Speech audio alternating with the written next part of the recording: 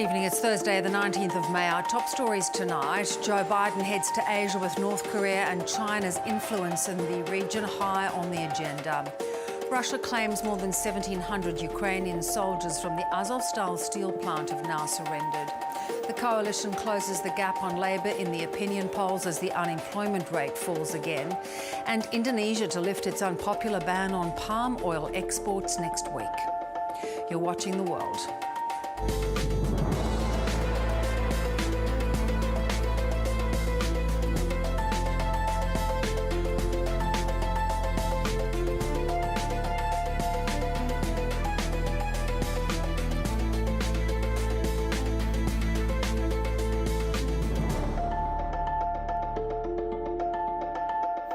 Hello, I'm Beverly O'Connor. Also tonight, our election panel assesses whether the weekend election offers a reset in our strained relationship with China. Well, US President Joe Biden is set to embark on his first trip to Asia since taking office more than a year ago now. He'll hold talks with the newly installed South Korean president in Seoul, with North Korea's nuclear threat top of mind.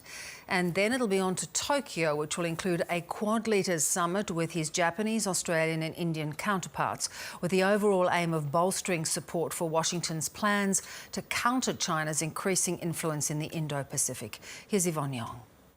It will be a whirlwind four-day trip, but an incredibly important one. US President Joe Biden's hoping his visit to South Korea and Japan, where he'll meet with other Indo-Pacific leaders, will send a clear message to China as he furthers the American pivot to Asia. You know, we must prepare together for long-term strategic competition with China. How the United States, Europe, and Asia work together to secure the peace and defend our shared values and advance our prosperity across the Pacific will be among the most consequential efforts we undertake. Analysts say Russia's invasion of Ukraine has created a sense of urgency over China among governments in this region. The Ukraine crisis has awakened our allies in Asia, particularly Japan and Australia, but Korea, Singapore and others, to the global challenge and the global danger of recidivist, aggressive states attacking democracies. Security on the Korean Peninsula will dominate talks with new South Korean President Yoon Suk-yeol this weekend. You can count on North Korea to spoil the party when things are starting to look really good. And there are pretty strong indications that CSIS and others are tracking by satellite that North Korea is preparing for a resumption of nuclear tests and intercontinental ballistic missile tests, which reminds the world that they are preparing to have the capability to attack Washington or New York with nuclear weapons, which is huge. On Tuesday, Joe Biden will attend the Quad Summit in Tokyo, the first in-person meeting with the leaders of Australia, India and Japan since September last year in Washington. They're trying not to make it look like it's a NATO, but from Beijing's perspective, it's a helpful reminder that if China pushes us all too far, it could go in that direction. And that's something that Canberra, Delhi, Tokyo and Washington all think they need right now. While in Japan, the Biden administration will also formally launch the Indo-Pacific Economic Framework, the president's signature regional trade initiative. Yvonne Yong, ABC News. Russia's defence ministry says more than 1,700 Ukrainian soldiers have now surrendered from the Azovstal steelworks in the besieged port city of Mariupol. In the past 24 hours, close to 800 fighters emerged from the plant, which has been devastated by weeks of brutal Russian shelling. Dozens of wounded troops were transported to hospital, while others were taken to a penal colony in the Russian-controlled Donetsk region. It's not clear how many soldiers remain in the steelworks, but a Moscow-backed separatist leader said top commanders have yet to surrender. Meantime, Turkey's President Recep Tayyip Erdogan says he will veto Finland and Sweden's applications to join the NATO alliance. The Nordic countries formally applied for membership yesterday in a decision spurred by Russia's invasion of Ukraine. Turkey has accused the two nations of harbouring terrorists by providing support for the West Asian Kurdistan militant group, which Ankara considers to be an extremist force. Indonesian President Joko Widodo has announced the country's ban on palm oil exports will be lifted on Monday. The decision follows a request by the Parliament's Budget Committee to review the ban, which was introduced to combat soaring cooking oil prices. Earlier today, Finance Minister Sri Mulyani said government revenue will be cut by more than $500 million for every month the ban remains in place. Protests have also broken out in several cities since the president invoked the ban, which placed financial strain on the nation's farming industry. Australia's unemployment rate has fallen to its lowest level in almost half a century. Scott Morrison says the 3.9% jobless rate is proof the coalition's economic plan is working. While the government hailed the result, the Labor Party unveiled its election costings, confirming higher deficits should it win on Saturday. Here's political editor Andrew Probyn. That's a bit chilly. Where should we go? After bulldozing a child the day before, Scott Morrison played it safe in Tasmania, putting a net between him and his opponent, keen to avoid a repeat skirmish. He probably came off a little better than I did last night because I hit the ground with quite a thud. Should have been a penalty. The latest job figures adding new economic spice to the final days of the election campaign. Unemployment tumbling to 3.9%, the lowest since 1974. What this tells us is that our economic plan is working because Australians are working. And Australians are working at record levels. The Australian public know that there's a skills crisis in this country. Businesses are crying out for more skilled workers. Anthony Albanese started his day in Sydney before blitzing a bunch of coalition-held seats in Queensland. Labor releasing its election costings, confirming higher deficits over the next 4 years. $18.9 billion in new spending, offset by $11.5 billion in savings, leaving deficits $7.4 billion higher than those forecast by the government in the March budget. We feel that the budget would be weaker without investing in crucial economic policies. Labor's childcare policy, its most expensive, followed by aged care and fee-free TAFE. Its top savings, a crackdown on domestic tax evasion, multinational tax avoidance and slashing the use of public service contractors. What we've said clearly, there will be further savings from the waste and the rorts that are there in the budget. What we've always seen from the Labor Party is when they can't manage money, they come after yours in higher taxes. The polls suggest this contest is narrowing, and like every election, the fight over who's best to handle the economy is critical. But what's different about this campaign is that an opposition is willing to go deeper into deficit to deliver its policy platform. After a pandemic that's rewritten many rules along the way, there's another. Andrew Probyn, ABC News, Canberra.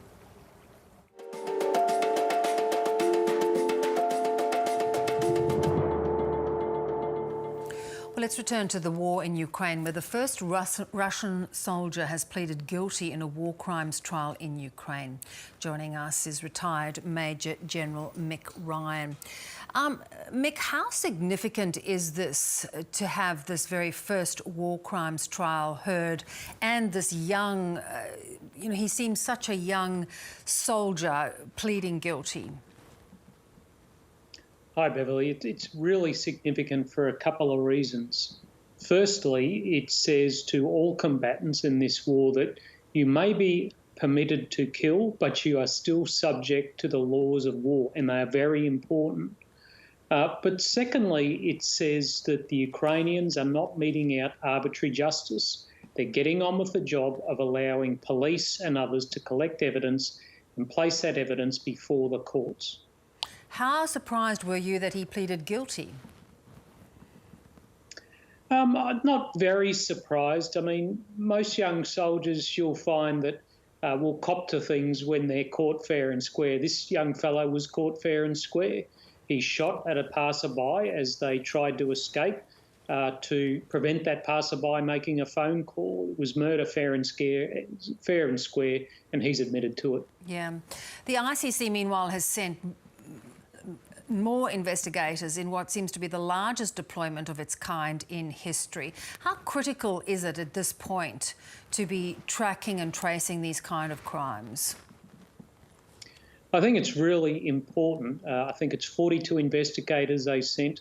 The quicker you can get onto the ground and to collect evidence, the more likely you are to secure a conviction down the track. So the more evidence collection, the more investigators are there, the better off the Ukrainians will be. Yeah. Mick, let's move to the Azovstal steelworks, which the Ukrainian leadership has decided to give up on and have asked the soldiers to evacuate. They are evacuating. We understand about 1,700 have now surrendered. What would be the usual protocol in the case of these prisoners of war? We understand they have been sent to a prisoner camp in a Russian-controlled region. Well, prisoners of war are governed by conventions, the Geneva Convention. They should be accessed by the International Red Cross and be able to send messages to their families through the Red Cross. They should be treated with dignity, and they should not be used as workhorses or subject to punishment or torture. It's really under question whether Russians will adhere to those norms and those conventions that most of the rest of the world adheres to. The Ukrainians are hoping for a prisoner swap, but some from Russia say that they should be charged with war crimes. Now that seems quite absurd, given they were defending their own land. Oh, you're dead right, Beverly. It's absolutely absurd that soldiers just doing their duty, defending their land, be charged with war crimes. There's no proof that this has been the case. Indeed, the opposite is the case. Those who bombarded Mariupol through long-range artillery, using tanks, and killed all those civilians are the real war criminals here. What do you make of this surrender of Mariupol in the overall battle? Well, at the end of the day, the Ukrainian High Command and probably the President of Ukraine had to make a fairly brutal calculus. Was it worth wasting the lives of these brave soldiers for what now is fairly minimal gains? I think they made the right decision. Mariupol was largely lost anyway. What they've done is save the lives of these soldiers so they can hopefully return to their families at some point in the future. Yeah. So what does that mean now in the overall scheme of Russia's campaign to have control of Mariupol? Well, the Russians have already released a lot of the forces that were around Mariupol to go fight in the east and the south. That's not working out that well for them. The Russians now need to be able to hold on to these large areas in the south that they've captured. We've already seen reports of partisan attacks in the areas of the south. The Russians can probably expect a lot more of that in the near and medium term. You know, for Russia's campaign, it's depended upon the Russians believing what Putin's narrative has been. But it's been interesting, there's been some breakouts here. We saw a top general going on television, mass television there, and talking out about the war, the truth of the war, the trouble, the isolation that Russia is now experiencing. Do you think that's going to help sway public opinion? Sadly, I don't think it will. And indeed, that particular gentleman has today got back on message. I think he probably had a fairly significant talking to after that bout of honesty on national television. I'm sure the censors will be watching for those kind of outbursts again in the near future. Yeah. Mick, always good to have you on. Thanks so much. Thank you. Well, as the election results flow in on Saturday night, there'll be one family watching more intently than most.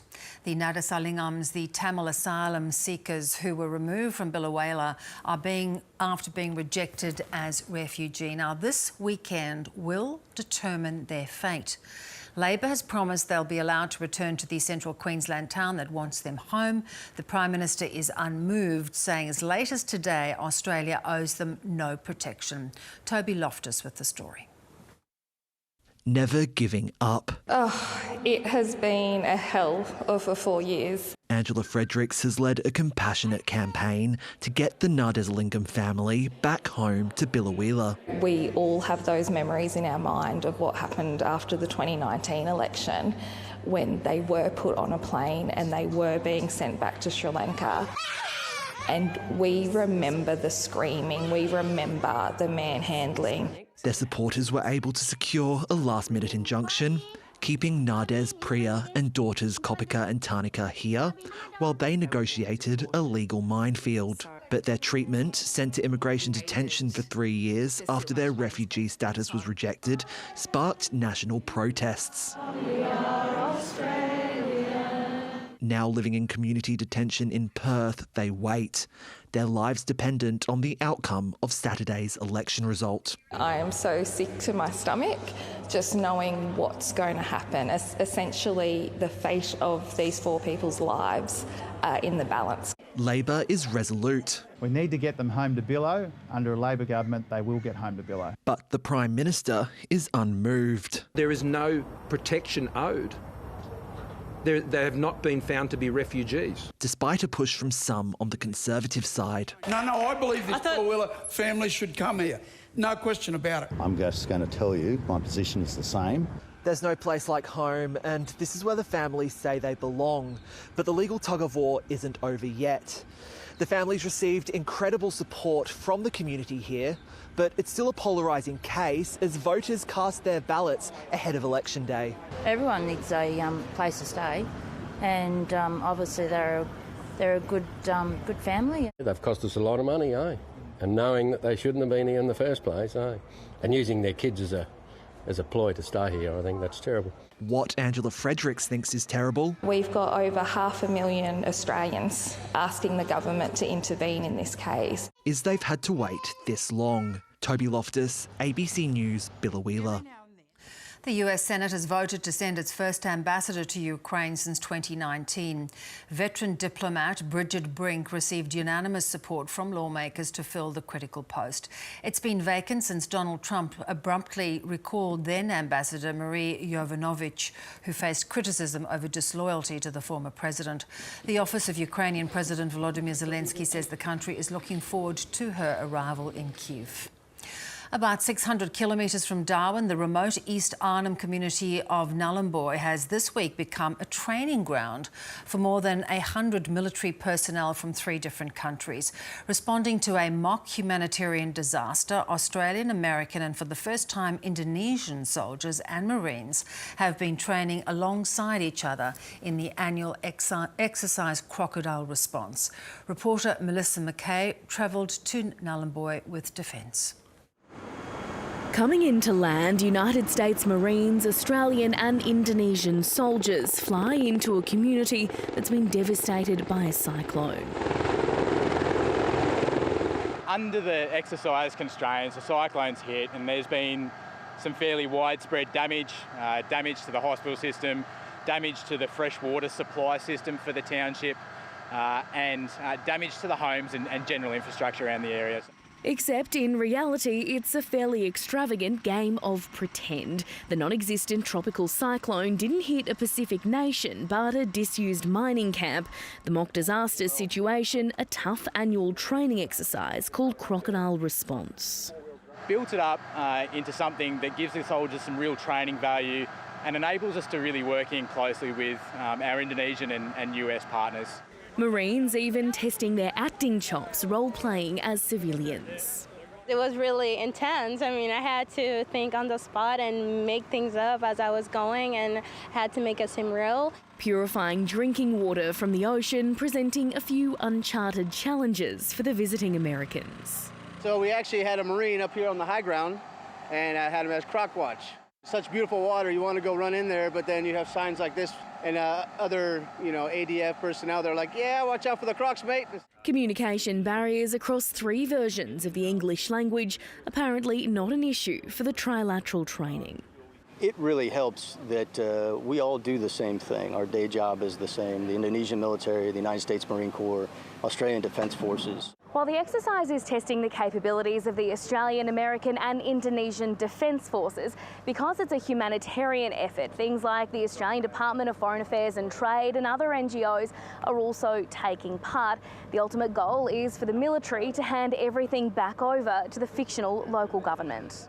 Bringing together that interagency and partnered approach is really showing a demonstrated and tangible capability to support both domestic and regional occurrences. It's the first time Indonesia has taken part in this training, and plans are already underway for the three countries to meet again. Melissa McKay, ABC News, Nhulunbuy. Western Australia has recorded its highest number of COVID-19 infections since the pandemic began, with 17,105 new cases. The rising number is creating havoc across the public and private sector, with some businesses struggling to cope. Despite being located on one of Perth's busiest cafe and retail strips, this business is struggling to survive. We've had like a stretch where 14 days we did not have staff members on job, and we didn't know how to sustain the business. Maureen Chandwani owns this cafe and barista training centre and usually has 15 workers on the floor. But with COVID infections on the rise, she says staffing her business is almost impossible. We had no chef in the kitchen, because again, he got COVID. We had no baristas because they got COVID. So it was just basically my husband and myself. I had to jump in the kitchen with a limited menu, and my husband jumped on the coffee machine, and that's how we were trying to sustain the business. Most hospitality businesses tell a similar tale. We have a lot of friends that work in cafes. A lot of them have had to shut down for a week or so, just because one person on the staff gets it, everybody ends up with it. Sometimes staff get COVID, and then sometimes 3 people, 4 people get isolated, which has really affected on the busy nights as well. We can't provide the good customer service. It was hard. We have to do more hours. We were just burning out, and we were worried about if something happens to whoever was working, so we might have to shut down the shop. And it's not just the private sector. Over the past week, 700 teachers needed to be replaced across the state. It's really hard, really, really hard. I mean, it's balanced because, of course, the number of students are going out as well with COVID. But like every workforce, it is really, really difficult right now. And it's unlikely to improve just yet, with cases expected to peak at 25,000 in the coming week. Tabara Kaljarud, ABC News. Well, as the hours count down to the weekend's federal election, China has hinted the outcome may be an opportunity to reset frosty relations with Australia. But China's security deal with Solomon Islands, of course, kept regional security and foreign policy front and centre almost throughout the campaign. So does much separate the two major parties, and who's best placed to manage these at times rather delicate relationships? Graham Smith, Fellow at the Department of Pacific Affairs at ANU and co-host of the Little Red podcast, and Stephen Howes, Director of the Development Policy Centre, join us to talk through these rather tricky questions. Good to have you both on the program, just days now from this important election. Graham, let's start with you and the relationship with China. How well has the tougher stance against China worked for the coalition? Well, if you mean in an electoral sense, we'll see on Saturday. There's certainly the looming presence of the election, I think, certainly has made their tone in many respects a lot more bellicose than it might have been normally. And electorally, we'll see. In terms of the relationship itself, obviously, we're kind of at our lowest ebb, but we have a new ambassador in town, and he's all smiles. He's a guy called Xiao Qian, very different to the grumpy ambassador that we had before him, and he's promising a reset after the election. But, of course, that isn't just up to him.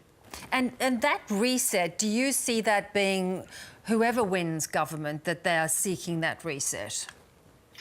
Well, look, I think we'll know they're serious about a reset when, say, for example, our ambassador in Beijing starts to have people pick up the phone to him.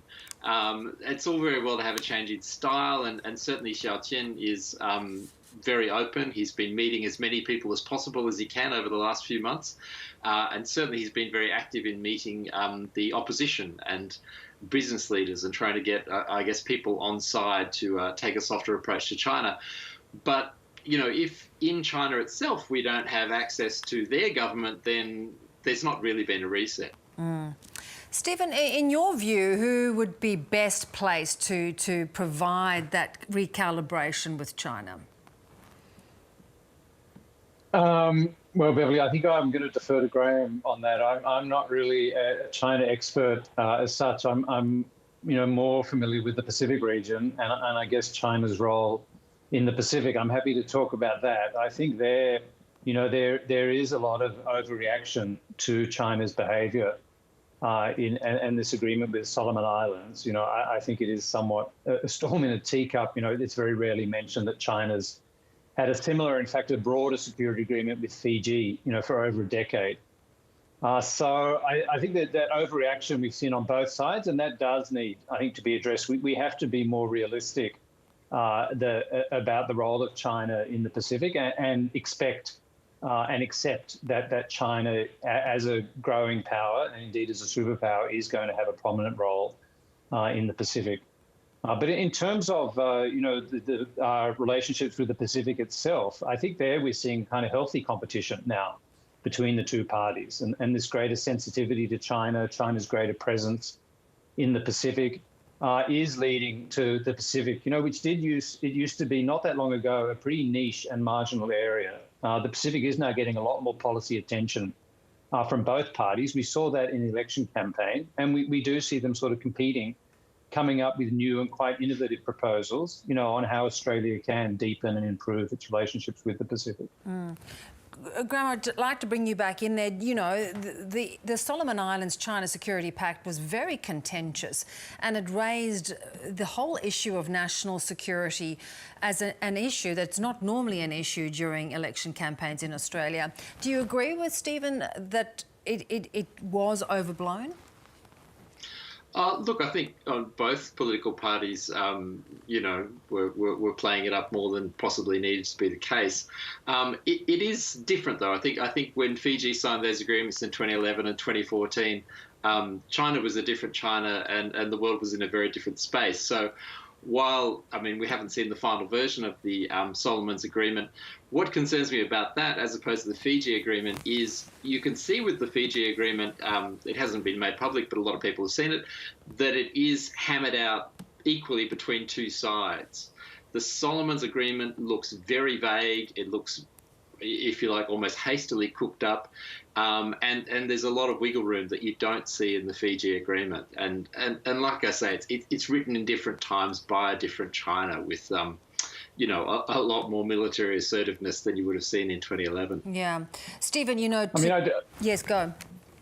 No, I just, respectfully offer a different view on that. Obviously China was different, and our relationship with China was different 10 years ago, but it's the China today that has that security agreement of Fiji. And the one commentator who I understand has actually seen both of those documents, in fact, rates the Fiji agreement as much broader than the Solomon's agreement. And I think it's just that the Solomon's agreement was leaked, so there was a lot of attention on it, and that, it came up during the election campaign. I think those are really the reasons it's generated all this hype, rather than the sort of any substantive difference between the two agreements. And Graham, Stephen, I'm sorry. I'll fess up, Stephen. I've actually seen both as well, and I will respectfully disagree with your friend on that. The Fiji one is very specifically about police cooperation. It doesn't have a huge military aspect to it, and I guess Fiji, in some ways, you see this in its interactions with China. It is able to push back. Whereas the Solomons is a situation where, it's naturally dependent on China because it exports 60 times the value of products to China than it does to Australia, for example. Its economic dependence on China is far higher than Fiji, whose main export partner is the United States. So, the ability of the Solomons to push back is much less than Fiji. And having seen both agreements, I have to say the Solomons one alarms me a good deal more. Yeah. Stephen, you've argued that, in fact, there's room for both Australia and the US alliance as well as China. With China's changing dynamic, are we really equal players now? Well, I think what I've seen a lot of is people asking the question, like, could Australia have done something to stop China signing this agreement, however dangerous you think it is? Could we, for example, if we'd given them more aid, or if we'd done more on climate change, would that have changed the outcome? And underlying that is this premise that it's an either-or outcome. It's either us or it's China, and that's just not the case. I mean, we have a security agreement with Solomon Islands.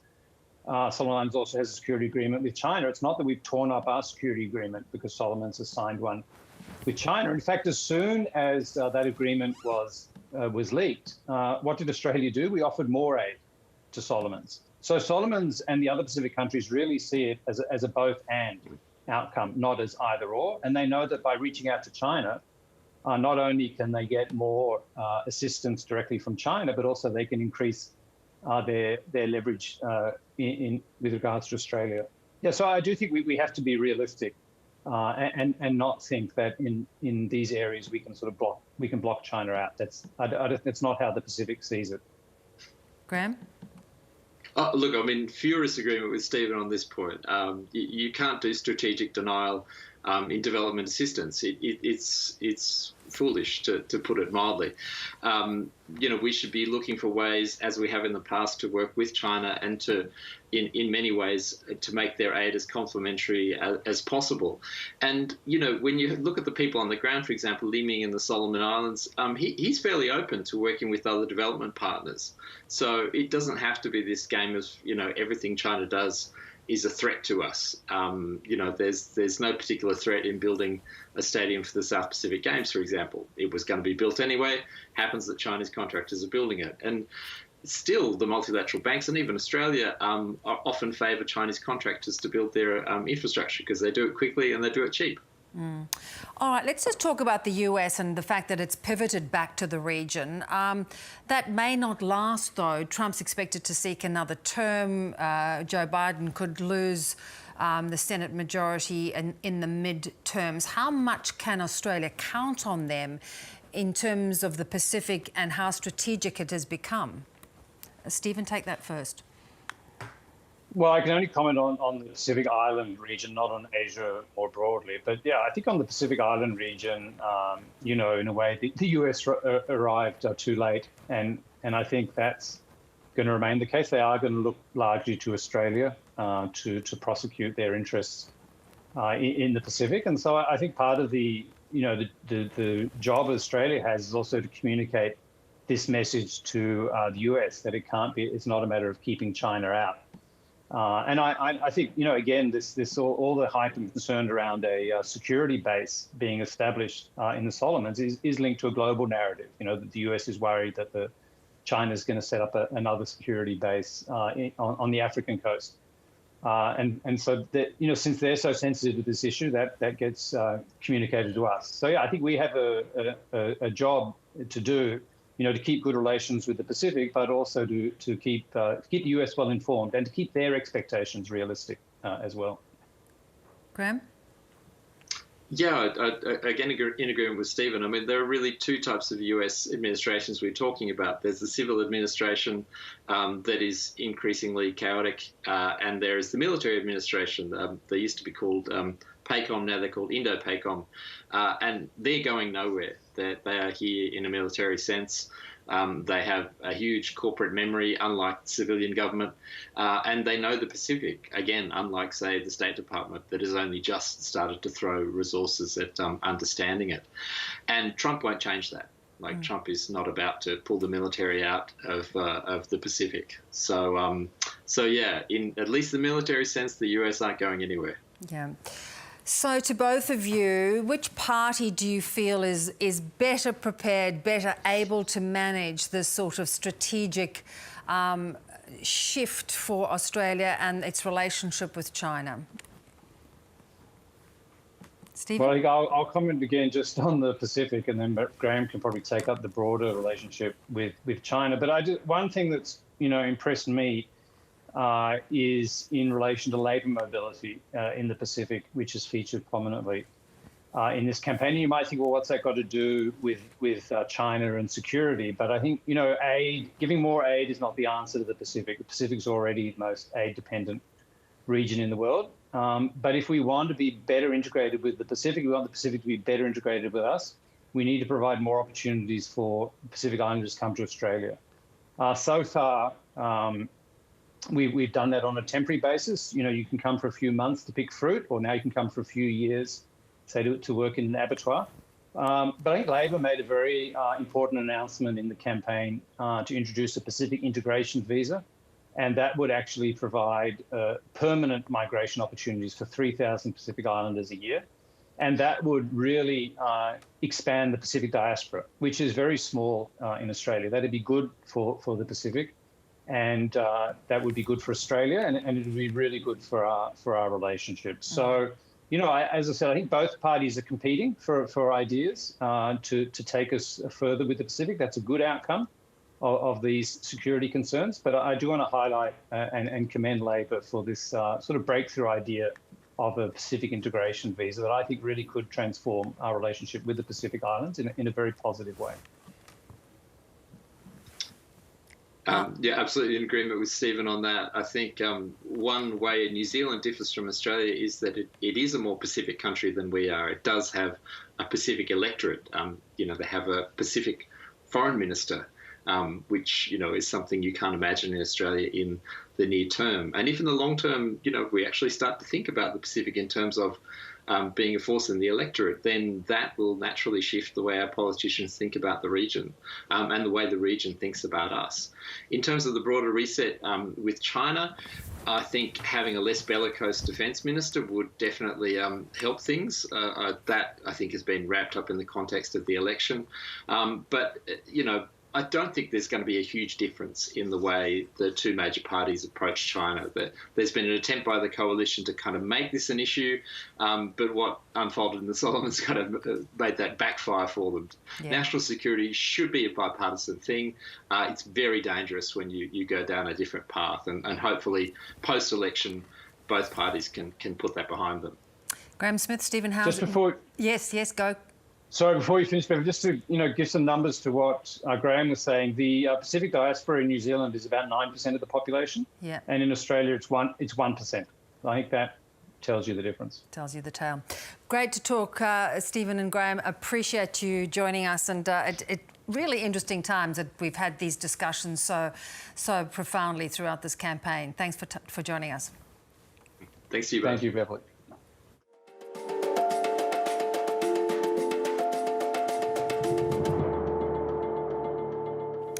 Our top stories tonight on The World. Turkey says it'll veto Finland and Sweden's applications to join the NATO alliance, accusing the Nordic countries of harbouring terrorists.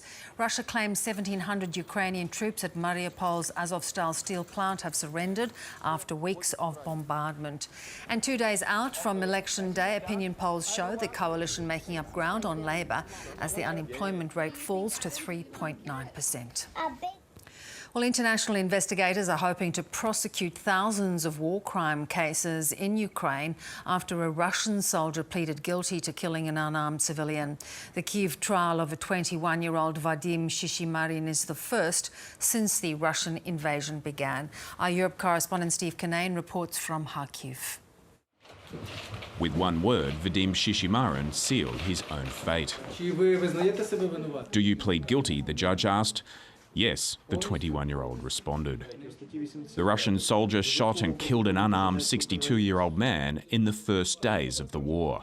The widow of the man faced his killer for the first time. I feel very sorry for him, but this crime I can't forgive.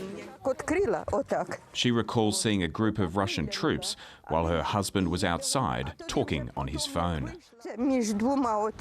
Prosecutors say the soldiers were on the run and were worried that Alexander Shelipov would report them. Shishimaran says he was ordered to kill him. The court may take this guilty plea as a mitigating circumstance. It depends on the sincerity of repentance. This will be the first of many war crimes trials here in Ukraine. Investigators are collecting evidence for more than 10,000 potential cases, with the hope that at least some of those end up in the International Criminal Court in The Hague. Russia's released new images of the fighters from the Azov battalion as they emerge from the besieged steelworks in Mariupol. Ukraine hopes to get the soldiers back in a prisoner swap, but is concerned Russia has plans to prosecute them instead. Ukraine is doing everything it can to slow down Russia's advance in the east, extending martial law and blowing up bridges along the way. Steve Kinane, ABC News, Kharkiv. US President Joe Biden has invoked defence powers in a bid to curtail a nationwide shortage of baby formula.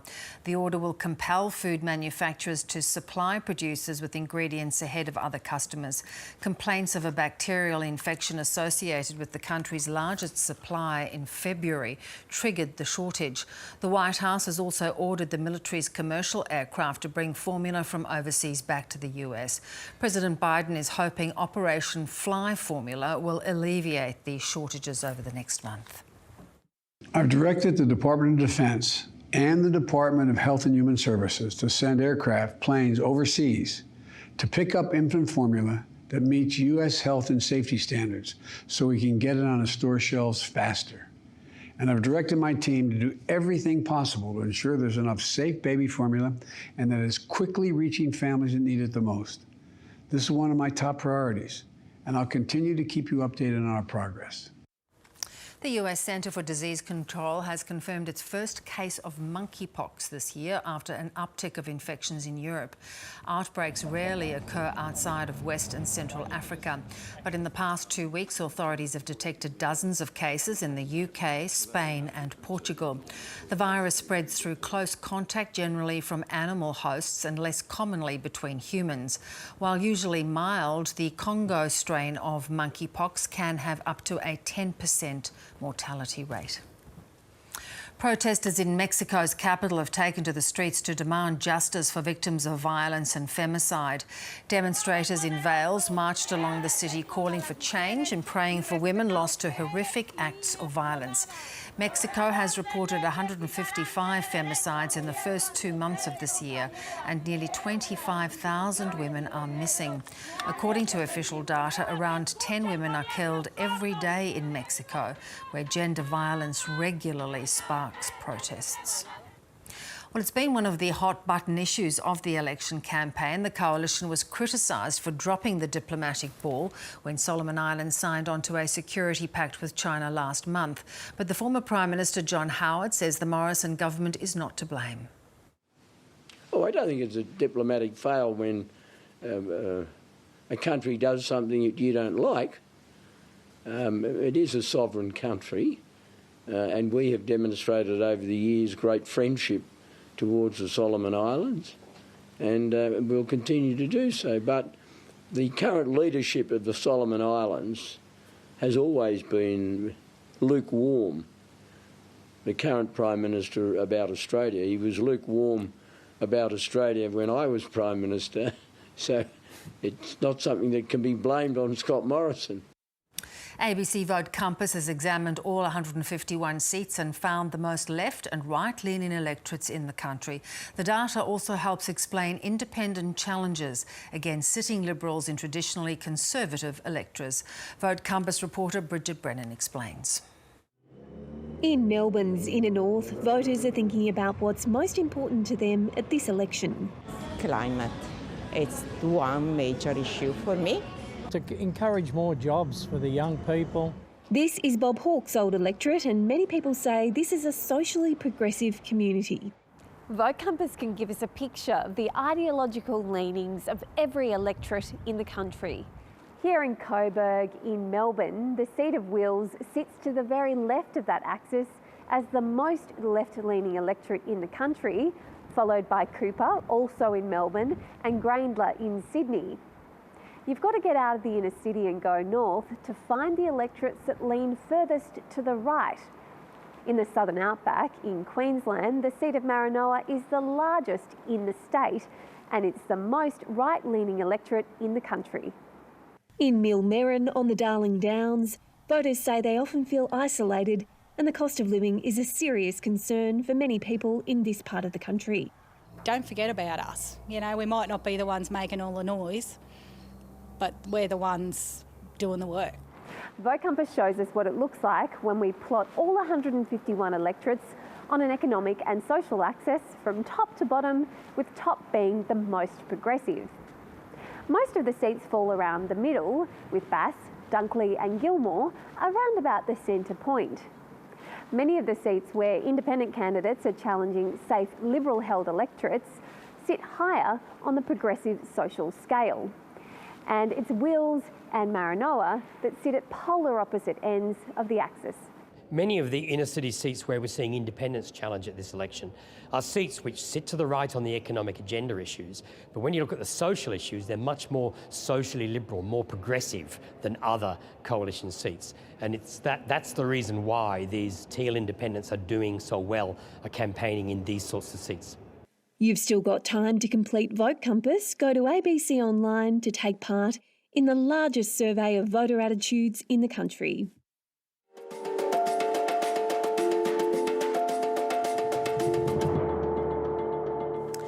Shanghai could be out of its strict COVID lockdown next month, with Chinese officials confident transmission of the virus has been suppressed in the community. In a phased easing of restrictions, some residents of the city of 25 million are being allowed out of their homes for the first time in almost 2 months. Many took advantage of their 2 hours outdoors. Others decided to shop for supplies. People need a permit and must have their health checked before leaving their compounds. Now, if Shanghai can maintain no new infections in line with China's zero COVID policy, authorities say the city will be able to return to normal life on the 1st of June. In Afghanistan, secret schools are being set up to educate girls in defiance of the Taliban, who have refused to allow them back into the classroom. Officials have repeatedly said that girls' schools will reopen, but secondary schools have so far remained shut. A decision to reopen them was overruled by the Taliban leadership earlier this year. Hidden away in a residential neighbourhood, a small but powerful act of defiance.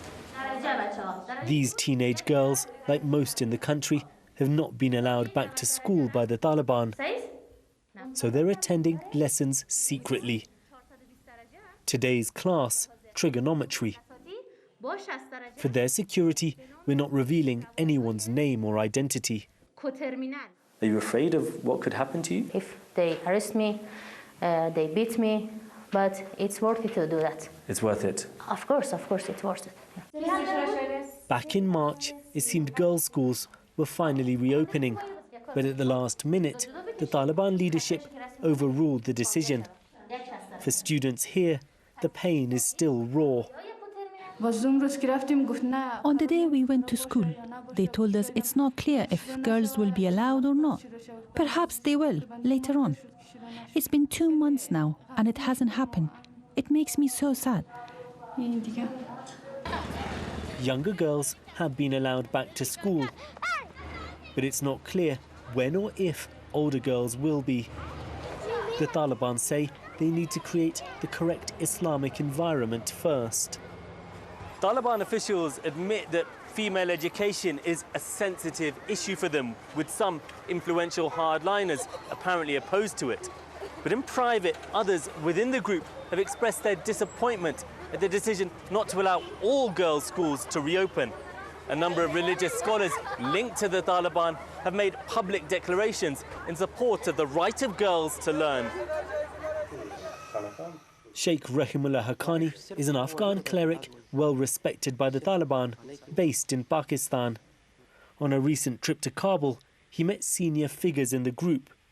He's careful not to criticise the continued closure of girls' schools, but has issued a religious decree stating they can and should be educated. There is no justification in Sharia to say female education is not allowed. No justification at all. All the religious books have stated female education is permissible and obligatory.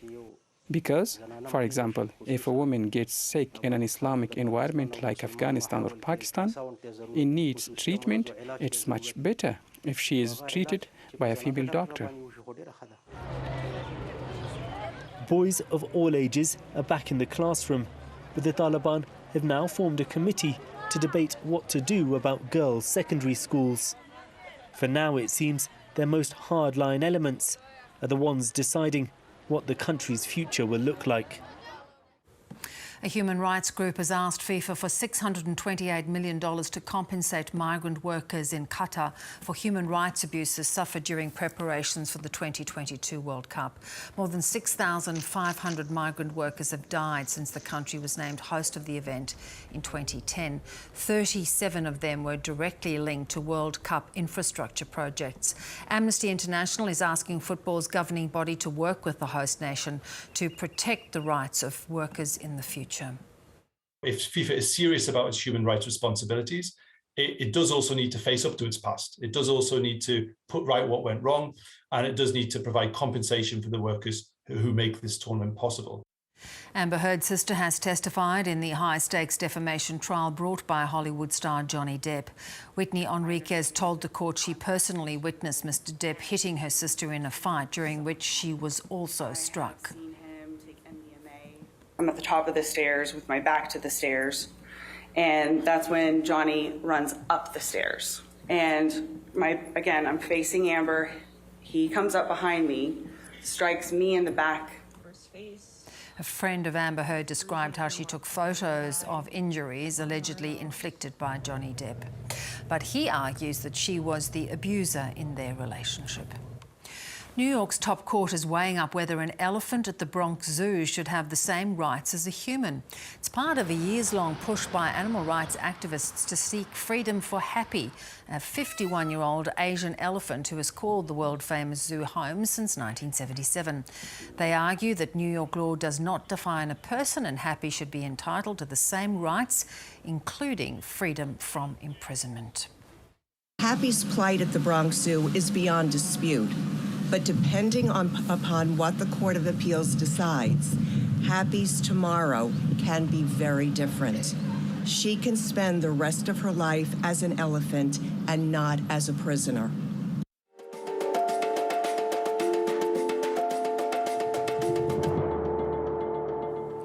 Zach Stubblety-Cook has broken the world record in the men's 200-metre breaststroke final at the Australian Swimming Championships in Adelaide tonight. His time was less than 0.2 seconds under the old record held by Anton Chupkov of Russia. Stubblety-Cook won gold in the event at the Tokyo Olympic Games. Meanwhile, Kaylee McKeown has secured a spot in Australia's swim team, taking out the 400-metre individual medley in the world's fastest time this year. Adelaide United and Melbourne City have played out a fiery goalless draw in the first leg of their semi-final at Hindmarsh Stadium.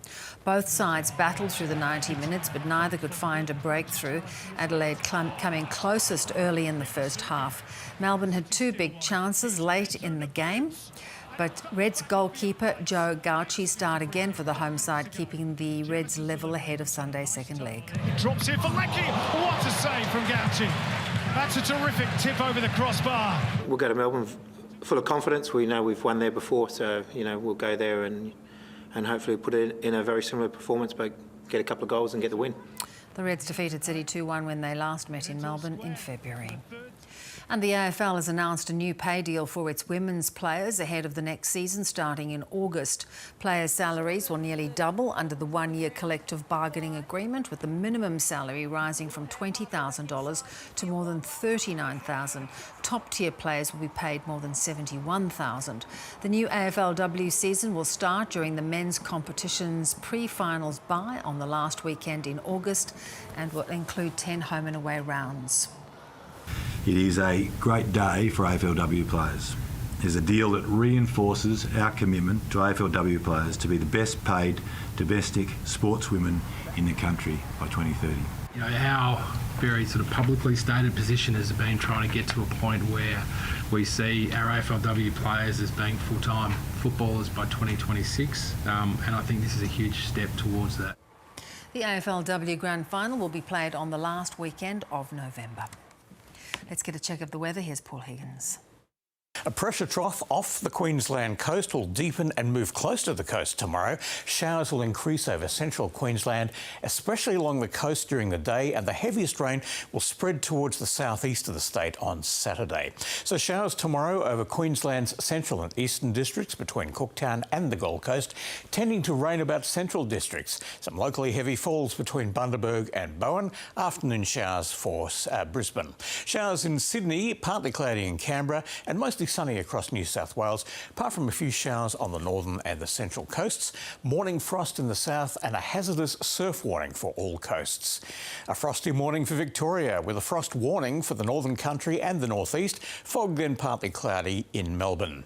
Areas of morning frost in Tasmania. There's a frost warning for the central north, northeast and Midlands. Then dry apart from light showers in the west and the far south. Overcast in Hobart.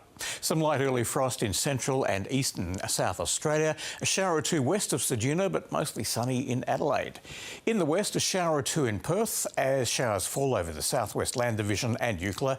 Showers and thunderstorms over the central Pilbara, the northeast Gascoyne and western interior, and just the chance of a shower over the northeast Arnhem district, but blue skies for Darwin. Our top stories tonight. Turkey says it'll veto Finland and Sweden's applications to join the NATO alliance, accusing the Nordic countries of harbouring terrorists. Russia claims 1,700 Ukrainian troops at Mariupol's Azovstal steel plant have surrendered after weeks of bombardment. And 2 days out from Election Day, opinion polls show the coalition making up ground on Labor, with the unemployment rate falling to 3.9%. And that is your world for this Thursday. You can watch the show on iView and also head to YouTube for more interviews and news. I'm Bev O'Connor. I'll see you tomorrow. Bye-bye.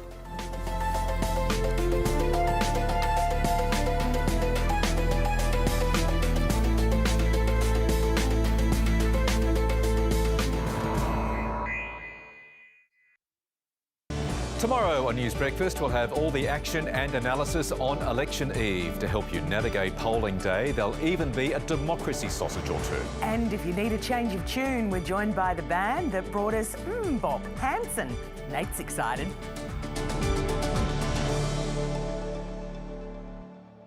This week on 7:30, as Australians get set to deliver a verdict, Prime Minister Scott Morrison... You know, as Prime Minister, you've got to take all the slings and arrows, and I do. ...and Opposition Leader Anthony Albanese. Australians deserve a government that looks to the future. Go head-to-head with Lee Sales in their most important interviews of this make-or-break campaign. Anthony Albanese, thanks very much for being with us. Prime Minister, thanks for your time this evening.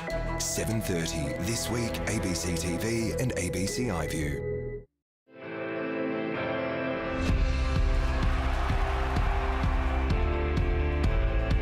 How about you come on a journey with us? You with me, guys? Let's conquer the world. Wow. I decided to stand up last night, and I'll continue to stand up. We'll be braver and smarter and stronger in love. Who is brave? Yes. We'll be seekers and finders and rise to the top. We're all okay, and we're going to be okay. I'm getting quite emotional. Gets your heart racing. Turned into such a crier. We're going to understand racism. You are pioneers. I'm on my quest for true love.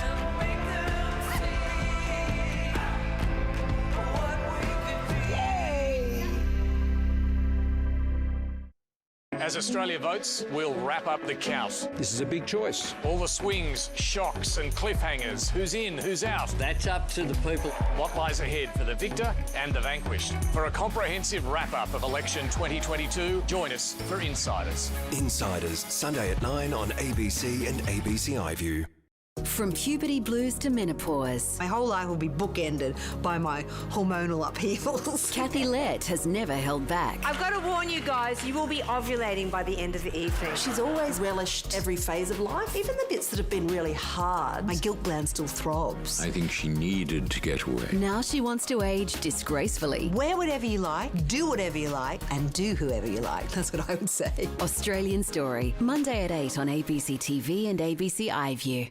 Anatomy of an election. You've had kitchen sinks, babies and bathwaters, you name it, it's all being thrown. You've got to be an authentic character. The public figure you out pretty quickly. And the voters' verdict as Australia decides. Character means a lot to me as far as who I'm going to vote for. Interesting they scanned back and show his wedding ring. He just didn't answer the question. How can I vote there with? That's really tough. What's going to happen? It's going to get messy, it's going to get ugly, God only knows. Four Corners, Monday, ABC TV and ABC iView.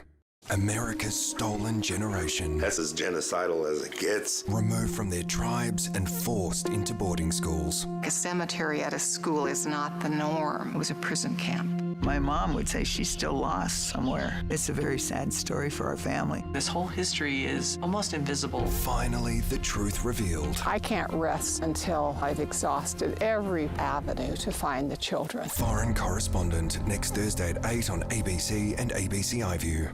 This election, it's easy to get lost amongst the polls, policies and pledges. Time's running out for you to know where you stand on the political spectrum. Go online to Vote Compass, answer a few quick questions. You may be surprised where you stand on the political spectrum. Go to abc.net.au/Australia Votes. Hello, Von Yong with the top stories on ABC News. Australia's unemployment rate has fallen to its lowest level in almost half a century. Scott Morrison says the 3.9% jobless rate is proof the coalition's economic plan is working. Meanwhile, Labor has unveiled its election costings, confirming higher deficits if it wins on Saturday. As the country prepares for a final day of campaigning, rural Australians say they may be unable to vote on Saturday because they live too far from a polling booth. The Australian Electoral Commission says a last-minute call-out has covered thousands of COVID staff shortages, but some remote booths may still not open on election day. After decades of lobbying and passionate debate, voluntary assisted dying is now legal in New South Wales. Opponents put forward dozens of amendments, which critics claimed were designed to delay the bill. But by lunchtime, the legislation passed, allowing terminally ill people in the state to choose the timing of their death. And a 21-year-old Russian soldier has pleaded guilty to killing an unarmed civilian in the first war crimes trial in Ukraine. The proceedings are being watched closely by international investigators, hoping to prosecute thousands of other cases. Those are the latest stories. I'm Yvonne Yong.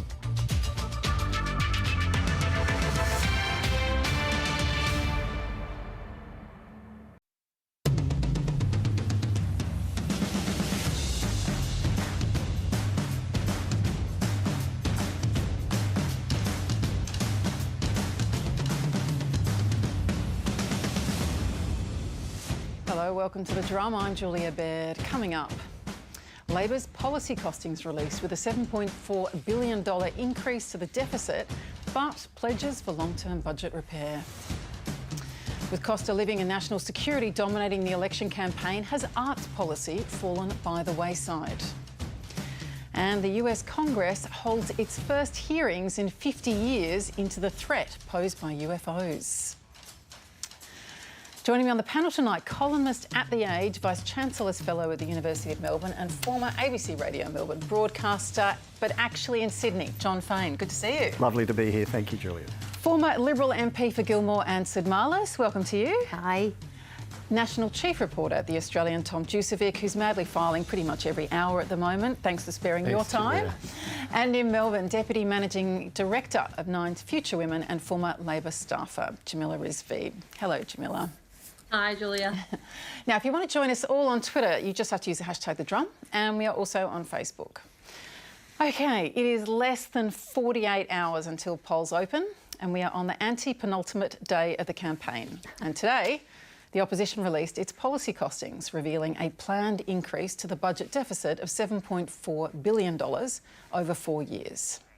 When it comes to our investment and when it comes to the difference in the bottom line between us, it is entirely explained by those investments in those three key areas which will grow the economy without adding to inflation.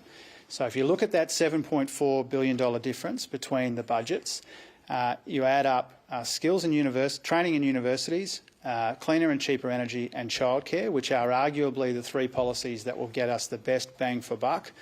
What we are anticipating is that the economic return on those investments will dwarf the investments themselves. And so we think that that's worth it. But the Prime Minister was quick to seize on the forecast rise in the deficit. I think Australians think $7.4 billion is a lot of money. I really do. It is a lot of money. And on top of that, $52 billion in extra borrowings by the Labor Party for the government to own 40% of your home and other projects that actually put up electricity prices with the $20 billion they want to invest in the transmission grid out of time in the wrong places, which only puts up your electricity prices. What does all that do? Labor borrowing more, spending more. It puts pressure on interest rates. It puts pressure on inflation. It drives up the cost of living. Many have criticised the opposition for leaving too little time to scrutinise the numbers, with the media this morning questioning Labor's commitment to transparency. I'll put what I've done in accountability up against this Prime Minister every single day. I have been completely accountable. I've just, if you actually get out a calculator, I've just told you what the costings are. But releasing costings this late in a campaign is not unprecedented. In 2010, 2013 and 2019, the Coalition left it until the final days of the campaign to release their costings. In fact, in 2013, Anthony Albanese attacked them for doing just this. I'll make a prediction for you. After the advertising campaign blackout kicks in next Thursday or Friday, they'll produce a whole lot of paper without time for anyone to analyse it, because when their minimal costings up to now have been put out and have been analysed, they've been shown to be wanting. People have every right to expect transparency in an election campaign. Tom, this question of costings comes up at every single election. Why is that? Well, we've got to know what the effect of policies will be on the budget. When you're in opposition, you tend to hold it back as much as possible. When you're in government, you've got a lot of bureaucrats and the apparatus of government that can help you do it. Now they've introduced a parliamentary budget office, which can help in costing policies. I'd say this about what Albanese's done this week is that he's run really hard on transparency and openness. So you'd think that if you were committed to that, you'd come out with your costings a lot earlier. But at the same time, he's so scared of what the bulldozer will do to his, to his budget projections that he's kept it to the very last minute, which is at the other end of the spectrum of transparency and openness. So I think these debates are going to be perennial. We want to see as much of this evidence as possible before people are voting. People are voting a lot earlier these days.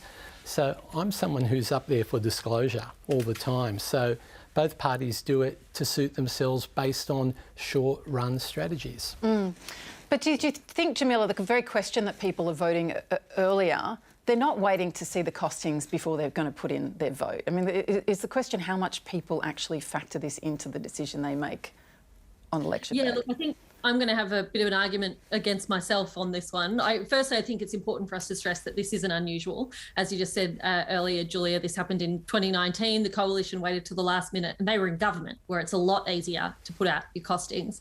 At the same time, I thought it was a bit of an odd tactic from Labor, given the hole in your bucket advertising that we're all being pushed every second of the day was what it feels like at the moment. I was worried that leaving their putting out the costings at the last minute felt a bit tricky and could be perceived that way. But having said both of those things, I don't think this is going to have a huge impact this year. As you say, I think a lot of people have already voted early, people who have made up their mind well before the end of the campaign. And simply because the deficit is so huge anyway, there hasn't been a big conversation about debt that's been central to this campaign like there has been in previous years. Yeah, that's what I wanted to ask you about, John. Isn't there a fundamental shift in the way we're thinking about costings if neither party is saying we have to run a surplus or we have to have a balanced budget? Storm, meet teacup. I mean, this is an argument about nothing, and the great beauty of this is that, of course, they're both, Albo and ScoMo, are arguing the opposite of what they argued a few years ago. But is it nothing, to Tom's point? Well, chuck another billion on the Barbie. Who cares these days? Look at what we've just spent over the last little while to get us out of the hole that COVID created. It doesn't matter anymore. There's not a single voter who's going to be in any way agitated about the size of a deficit in this era. The rules have changed, the landscape's changed, it's all different now, and if people haven't caught up, well, that's their problem rather than anybody else's. But I think this is a symptom of a deeper problem, which is that the fragile machine of democracy needs a tune-up. I mean, things like the dual citizenship laws, the fact that we don't find out who's made donations to political parties, sometimes for 18 months after they were made. There's so many things wrong with the way we do democracy, it needs a tune-up. And if we don't fix the machine, it'll break. So I think this is a symptom of a bigger problem. And to deal with your question about whether people care about deficits, no, I just don't think they do. Do you think that's true, Anne? Is fiscal responsibility something of the past now? And if so, is that because of us? Is that because of the pandemic? Is it leadership? Oh, gosh, it'd have to be all of those. And I would tend to agree with you. I think the numbers are so big now. I mean, what's $1 trillion anyway? That they're difficult to digest. Nobody understands it. I mean, when houses started tipping the bucket over to 1.5 to 2 million, the whole landscape of value changed. And so people, $1 billion, what is that? Many people can't even put that in a picture to imagine how big it is, let alone trillions. So I would say you know how big it is when you haven't got it, right? No, you only know how big it is when you don't have enough money to buy a house or pay your bills. Yeah. And that's for most people. The average Aussie is around about $500,000. Right? You can imagine that. You can see it. Bricks, mortar, tiles, doors, windows, right? Grass. But you can't see what $1 billion. Those in the political sphere will say, $1 billion, that's half of that hospital. Yeah. It's a third of that bridge, right? Those in that sort of realm, they can work out that. But for the everyday Aussie, it has no reality to it. Tom? I think in the context of this election campaign, you know, we are really talking about a rounding error, like $8 billion over 4 years. And the government will spend, Canberra will spend $2.6 trillion over that period of time, right? 2,600 billion, right? So we are talking a tiny rounding error. At the last election, there was a big switch on. You know, Bill Shorten was proposing quite a big social program, big social spending program, on a whole range of things, and he was going to raise $387 billion in new taxes to pay for it. And at the end of the day, Shorten was offering not to spend any more money, or, you know, in net terms, but it was quite a large program that he was offering. This time, they're just running all over each other to match each other. So the differences are tiny on the quantum, but they're also tiny in terms of the emphasis that they're putting. So, you know, I think that's part of the reason why people kind of yawn a little bit. Yeah, but then there's a question as well, Jamila, of like, if fiscal repair, budgetary repair isn't exciting, it's not saleable, people don't care, we get to an election period, we've got 3-year election periods, when is it going to happen? When will those hard decisions be made?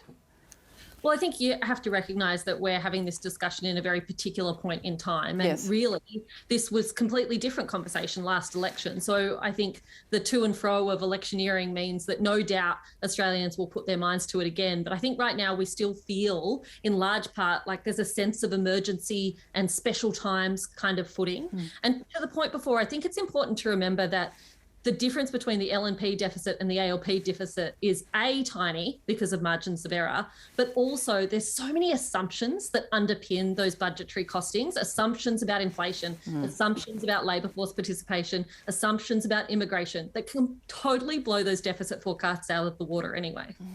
Is this essentially, Tom, about the good and bad debt? I mean, is this the discussion we need to be having? Because that's how the ALP is trying to be front-footed with this 7.4 We just haven't had this discussion during the election campaign. On the other side of the election campaign, once Treasury kind of starts talking tough, we're going to get a very different conversation in this country. We're going to have a look at where our spending is going. We're going to have a look at what our revenue-raising capacity is. We're going to go, our tax system is in a bit of bother, and we're going to look at our spending wants.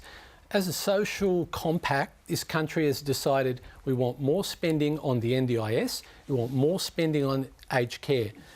The geopolitical situation has changed. We want to spend more on defence. We've got to pay for those things, and we're going to have a very different discussion on the other end of this. And the parties have not really prepared the electorate for what's coming up. Very interesting point. John, you wanted to jump in, yeah. Well, we want to pay taxes like Greeks and get social services like Swedes or Swiss people, and it doesn't work that way. You can't do that. They just don't meet. And so what we have to do, and I think I've predicted this in a column that I wrote for the Sunday Age last week, I think it was, or the week before, the GST is going to go up. I mean, it's the single easiest thing to do, to put the GST up to 15%. And every country that's introduced a value-added tax or the equivalent has always done this. Well, it's been on the table, but off the table. It comes in at a point and then it goes up. And then there's no, you know, you're not saying it's a new tax. No, we're just increasing the take in order to fund some of the services that you want. You know, people are insatiable in what they demand of government these days. All right, we'll be having some of those discussions on this very show after the election. Now, you may need to double check, I want to point out, where to cast your ballot on Saturday. The Australian Electoral Commission says they've struggled to get enough workers to staff some polling places. The Electoral Commissioner says short of handing out blank cheques, they couldn't have done much more to get the 100,000 people needed. Now, this is particularly impacting regional areas, including at least one remote Indigenous community where the nearest next booth is 4 hours away. I think it could make a difference in individual seats, but there's also a much broader and more fundamental principle at stake here. Every Australian citizen has the right to vote in an Australian election. I mean, it is not good enough at this late stage to be saying that some Australians will miss out on the opportunity of voting. It's just not good enough. And is this not something that could have been anticipated? It could have. But part of the problem is they've introduced more rules, and the only reason I know this is somebody who was a member of the Liberal Party 5 or 6 years ago had to go through so many hoops in order to qualify as a polling booth worker because they had had a political affiliation 5 or 6 years ago. There needs to be a shortened time. Like, they don't tell people how to vote. Like, if you see somebody doing that inside of an electoral voting space, they're gone. So whoever is vetting the people to do the poll work is making the rules a little bit too tight, and that's partly why the situation has become as dire as it is. It's also a problem, John, with COVID. It's not just polling booths. Oh, no. People who didn't apply for a postal vote before the Wednesday 6 p.m. application deadline, who haven't voted yet, tested positive before 6 p.m. Tuesday and are in isolation through to after election day, might not be able to vote. This could be thousands and thousands of people. And it could decide individual seats. It Right. could even decide who runs the country. Wow. So the sooner we go down the path of e-voting, electronic voting, which is now accepted in so many other jurisdictions, the better.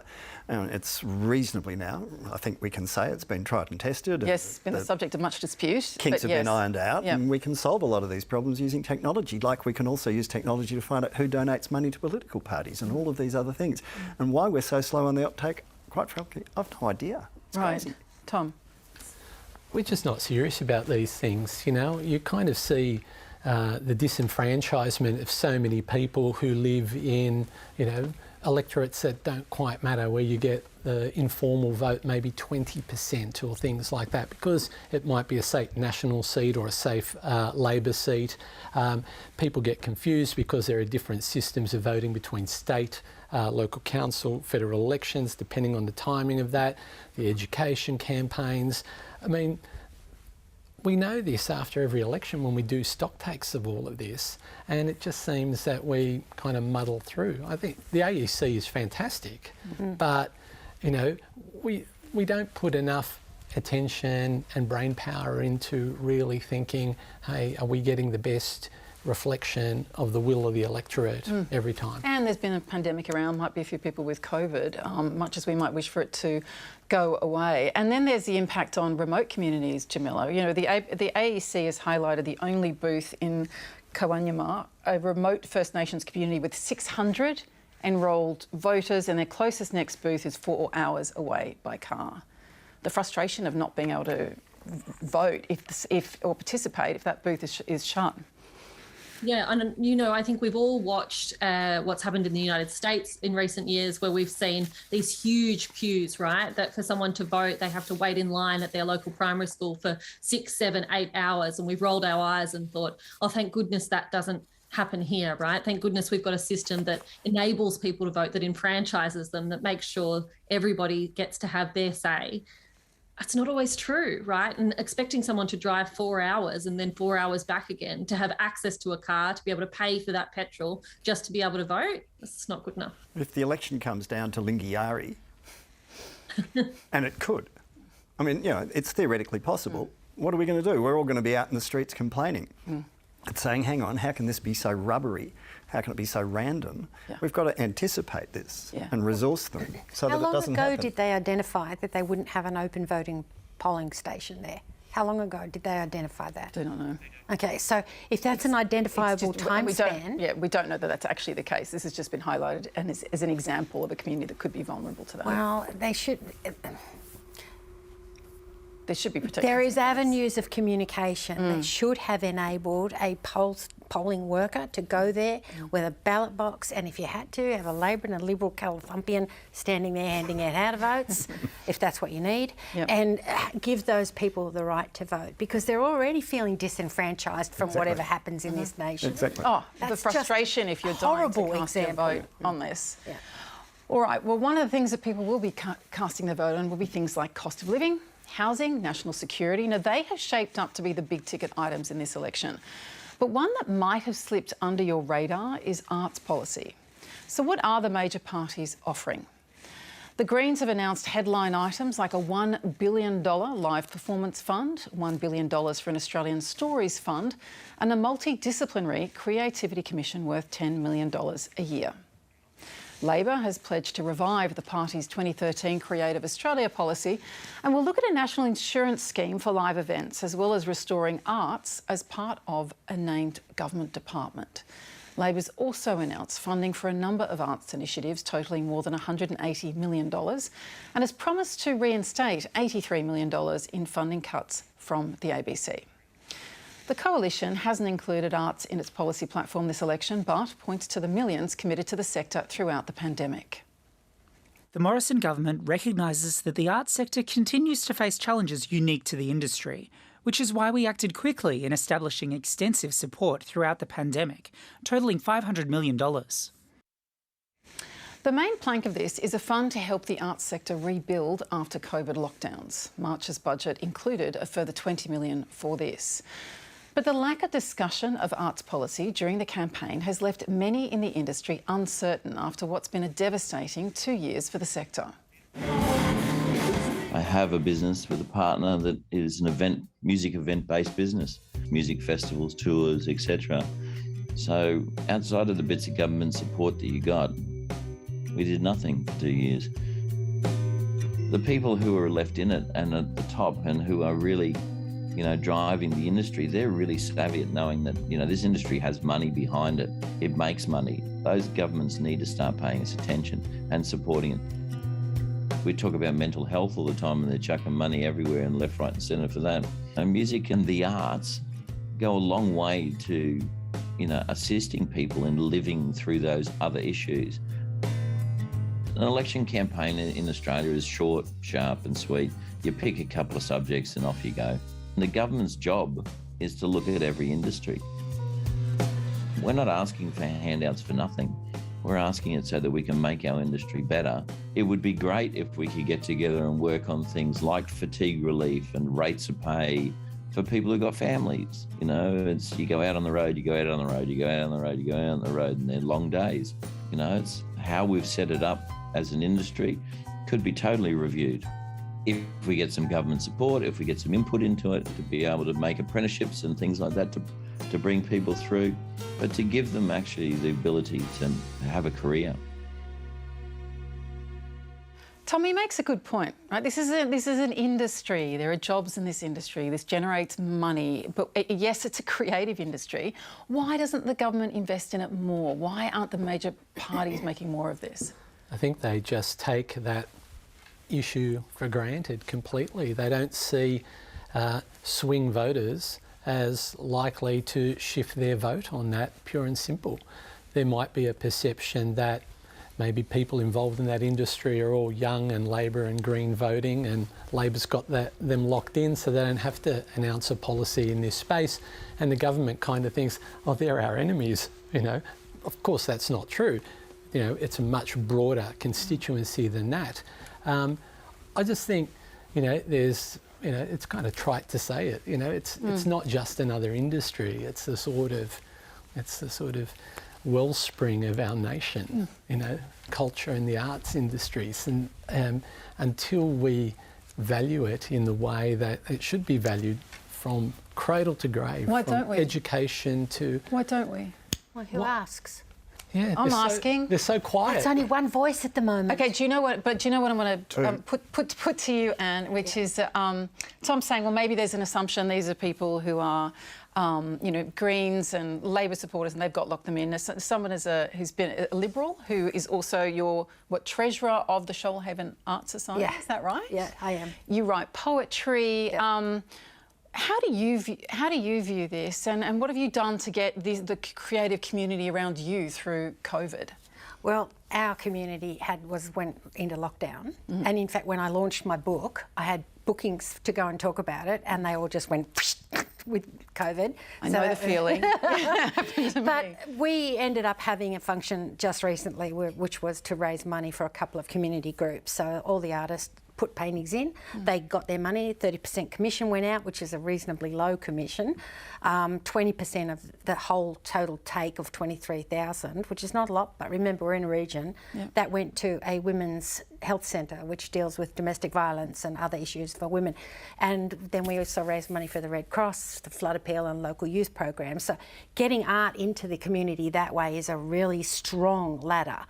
But I would say, at a government level, it is no good tossing in somebody who's only got an economics, a law or a political science degree into an arts portfolio because they have no connection with it.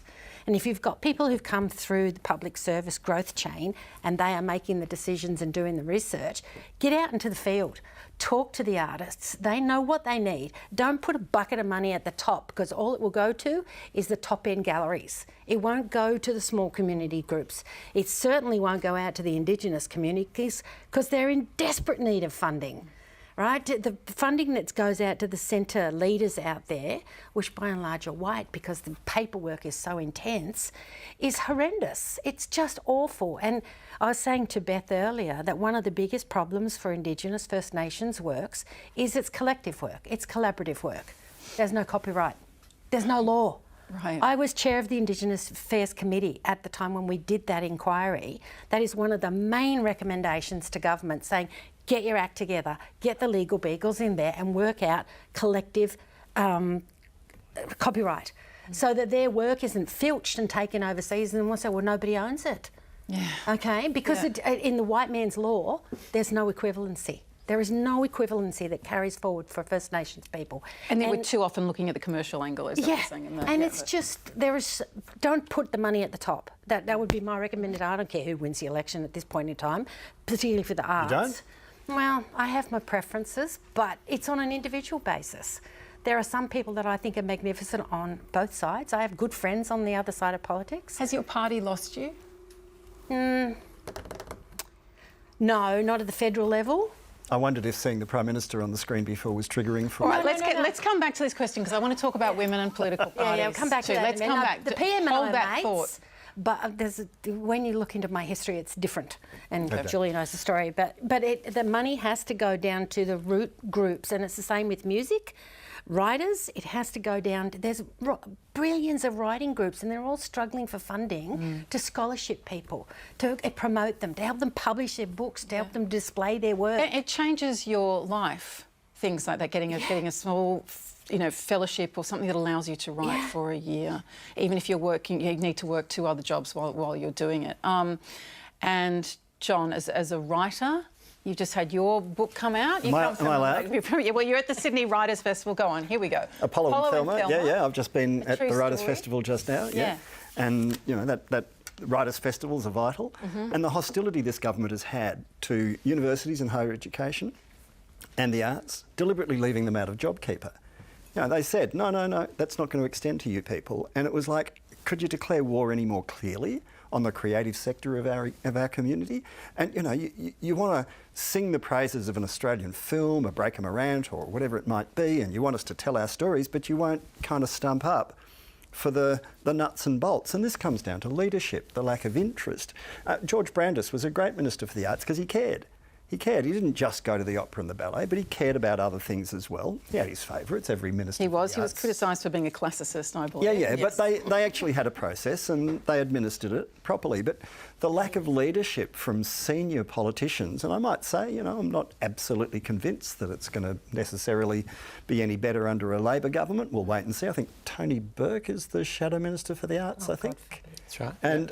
And so, you know, we'll wait and see whether, if indeed they become the government, whether in fact they're more committed. But it comes down to leadership. You know, we've occasionally had times when a Premier or a Prime Minister has said, I will be the Minister for the Arts because I'm putting this at the core of our identity, of our national growth, of our telling of our story, our culture. I'm not going to delegate it and I'm not going to leave it out in the cold. And those days, I mean, please, can we have them back? We need some strength and some leadership here.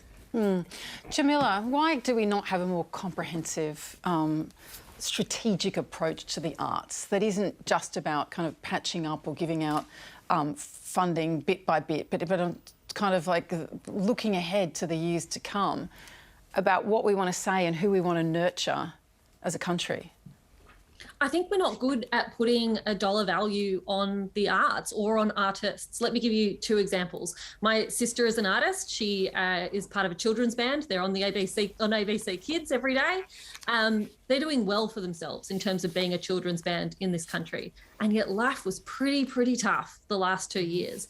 And part of that reason is that they were shut down and they couldn't perform live, which is where the bulk of their money comes from. But so often, even when lockdowns have ended, they are asked to perform for free. And they'll be asked to go to an event where the people who are serving the food are paid, the people who are cooking the food are paid, the people who are doing the lighting are paid, the people who are doing the sound are paid, but you assume that the artists will work for free. The other story I want to tell you is about my friend Claire Bowditch, who is also a performer. She used to be one of John's colleagues on ABC Melbourne. And she talks about the fact that we rarely argue the economic value of the arts as an industry because it's the least interesting thing about the arts. The arts has so much more to offer, so we don't talk about it.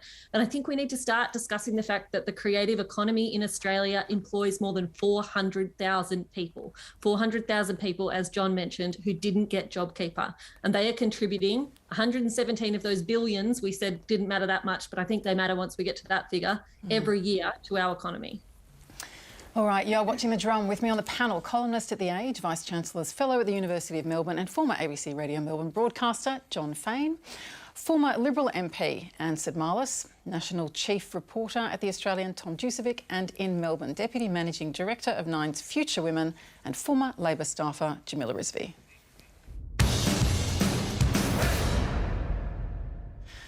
This election campaign, we've seen a lot of high vis and a lot of hard hats with daily photo ops being staged at places like construction sites and manufacturing hubs. But all of this could be at odds with that most elusive section of the electorate, the undecided voter. And this year, it's becoming apparent that there remains many female voters the parties are yet to win over. The latest Guardian Essential poll shows that women favour Labor 48 to 43, but that 9% remain undecided. By comparison, men are largely already sold, with 49 favouring the coalition to 48 for Labor, with just 3% undecided. Some commentators have suggested that both party leaders have been making an explicit pitch to female voters in the final days of the campaign. In the last week, the Prime Minister has promised to be less of a bulldozer and has had his wife Jenny accompanying him on the hustings. Now, can I pick up on this point we were making earlier, Anne? Yeah. So for a long time in Australia, for really most of last century, women favoured Conservative parties. And that shifted in the 1990s. And there's been a move to, towards the Labor Party. Why is that happening? Because the polling is showing that it's happening now. It happened in 2019. There was a substantial gap. They're my guess. my guess is that up until that stage, the family values aspect of Conservative politics was the winner. Then following that, it became a lot of women were wanting to join the workforce and establish some form of independence. So childcare issues became quite significant, and getting training became quite significant, and recognition of a female's worth in the workforce became significant. So all of a sudden you've got a group of dynamic women who prior to that had generally stayed home and usually compromised their careers, all of a sudden saying, I can do both. I can do both. I can be a career woman and I can look after my family. So it has changed, I believe, the electoral landscape. And so that now, I don't think it's clear cut either. Not women who are now switching their vote from Conservative to Labor. They like a little bit of the Greens policy, they like a little bit of Labor, and they like a little bit of Conservative policy. And then they say, well, where the hell do I put my vote? And I think that's why you've got that big percentage of undecided women, because right now there's a few differences between them, but not enough for a lot of women to say, yep, that's where I'm going. And it's quite concerning for them to know where it's going. Jamila, in the last election, 45% of men gave their first preference to the Liberal Party and 35% of women did so. And that appears to be holding currently. Obviously, the polling does vary. What's your interpretation of what's going on? Yeah, well, we've seen a slow shift across the world in the data in terms of how men and women's votes tend to be divided, that women are more likely to vote for progressive parties, particularly parties that have a focus on health and education. You know, I hate playing into stereotypes about gender, but the data suggests it's true that women are more likely to vote for a party that considers the social compact, that thinks of people as a whole rather than putting its focus on the individual. And so that care for people through our hospital systems, the availability of childcare, funding of the NDIS, those are the things that tend to push women's votes one way or another. And we're seeing that not just in Australia, we're seeing that around the Western world. That's actually true. It's around the Western world. And the other problem is the number of women who are running in the parties and being elected to the parties has been pretty static. So in the early 1990s, both major parties had around 11% female MPs. The LNP still has 26%. The ALP has 47%. So if we look at the candidates now who are running for the major parties, only 2 in 10 are running in winnable seats. Is this part of the problem? We go back to what Anne's talking about, where people don't quite know where to go. Let's call a spade, Julia. Let's hope things aren't as sleazy under Albanese. Well, that's We've got a problem. We've got a problem in this parliament, this 46th parliament that's just finished. There's been, you can't deny it, there's been a sleaze problem. Oh my God! And I think women have reacted. Women have reacted. It's not one party alone. I just said. Good. Let's hope it's not as sleazy under Albanese. No. And I think it's been a problem that's infected our political culture. Parliament. Anyone who's spent time around Parliament knows it's a pretty loose place sometimes. People spend a lot of time together. We've they seen drink report too much. after report. We have, but and those reports have done. found it's across all parties. It's across the parliament. It's almost endemic. Nothing's been obviously changed. Now look at the Teal independents. First of all, they're almost all women, the candidates, but look at their support base. Thousands of volunteers, overwhelmingly women. Overwhelmingly their support base is women who feel that they have no other way of expressing their political aspirations through traditional party structures of either the Labor Party or the coalition parties. And so they've leapt at the opportunity to be active participants in a campaign by someone they can connect to and relate to. And so, you know, let's see whether that bears fruit in this election campaign. Does it smash forever the grip of the two parties on Australian democracy? It's quite possible. I'm not so bold as to make a prediction. I think it's a very brave person who does. But we will see. It could be a turning point. I feel for them. I really feel for them because they will have the weight of expectation of change on them, and it will take them a couple of months to put their feet firmly on the ground within the house and the patterns and the behaviours and what speeches you can do and your turns and your allocations and what duties you're on. it will take a little while for them to settle. So they have an expectation if they win, Anne. Well, that's if they win. Yeah. But there's more than one or two of them. Yeah, and even when you're part of a party, you struggle to learn all of that as quickly as you can, and they don't have that. Like, yes, the parliamentary staff will help them as much as they can, but coming to terms with that will be very hard for them. Don't you think there's a crossbench coterie now? I mean, Helen Haynes, Andrew Wilkie. Wilkie. It's hard to know, but I just want to get I want to get Tom's views on this. Some of the crossbench are not going to be good. Okay. If they get in. Okay, Tom. Yeah. So I think it's like style and substance. The issues are breaking more towards, women have a lot more electoral power these days. There's more tertiary educated women. There's more women in the workforce today. In the 70s, it was something like 20% of women were in the workforce. It's 62% now. It's a tremendous change. The people who are there as the sort of exemplars of a different style of politics. You mentioned Helen Haynes or Rebecca Sharkey. There was Cathy McGowan before. And so those people are great. Advertisers say, we want more people like them in our parliaments. You have the example of that, shouty, crazy, nutty, over-the-top debate, that second debate. And people think, why do we do politics this way? Isn't there more overlap than there are differences? They don't want the bulldozer stuff. They don't want, the sleazy stuff. And so, people are motivated to try and support people like that to change politics.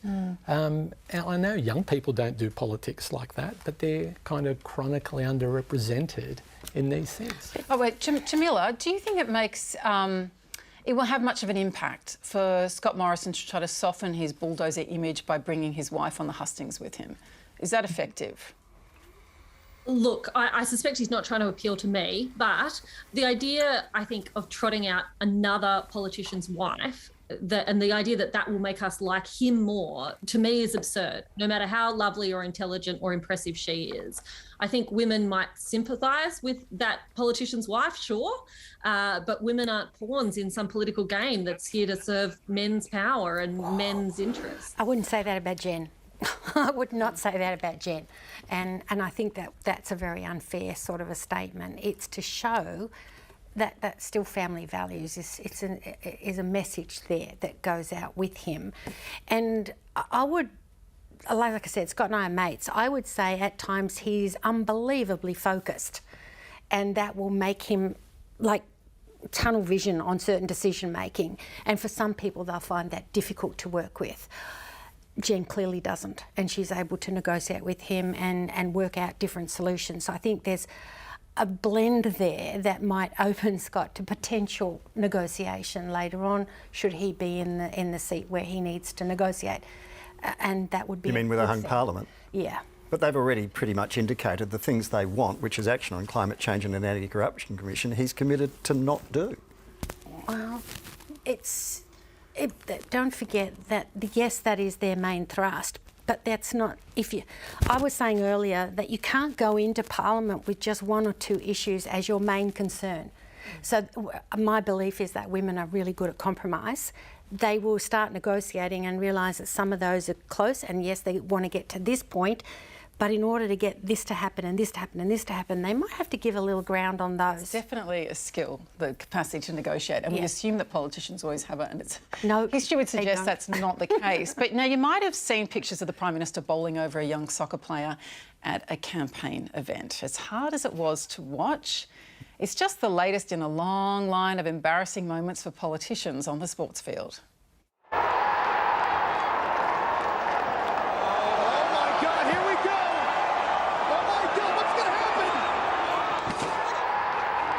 That's enough to put any batsman off. Just missed the target.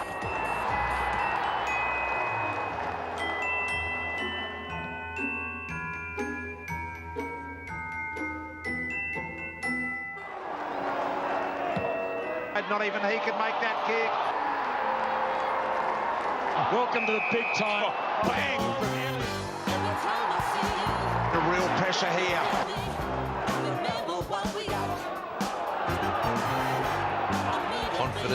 sky high.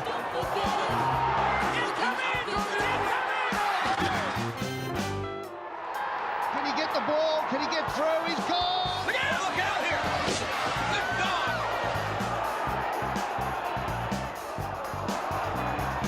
Sensational tackle.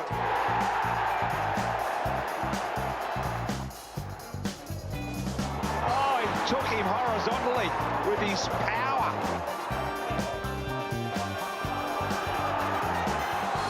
What a tackle.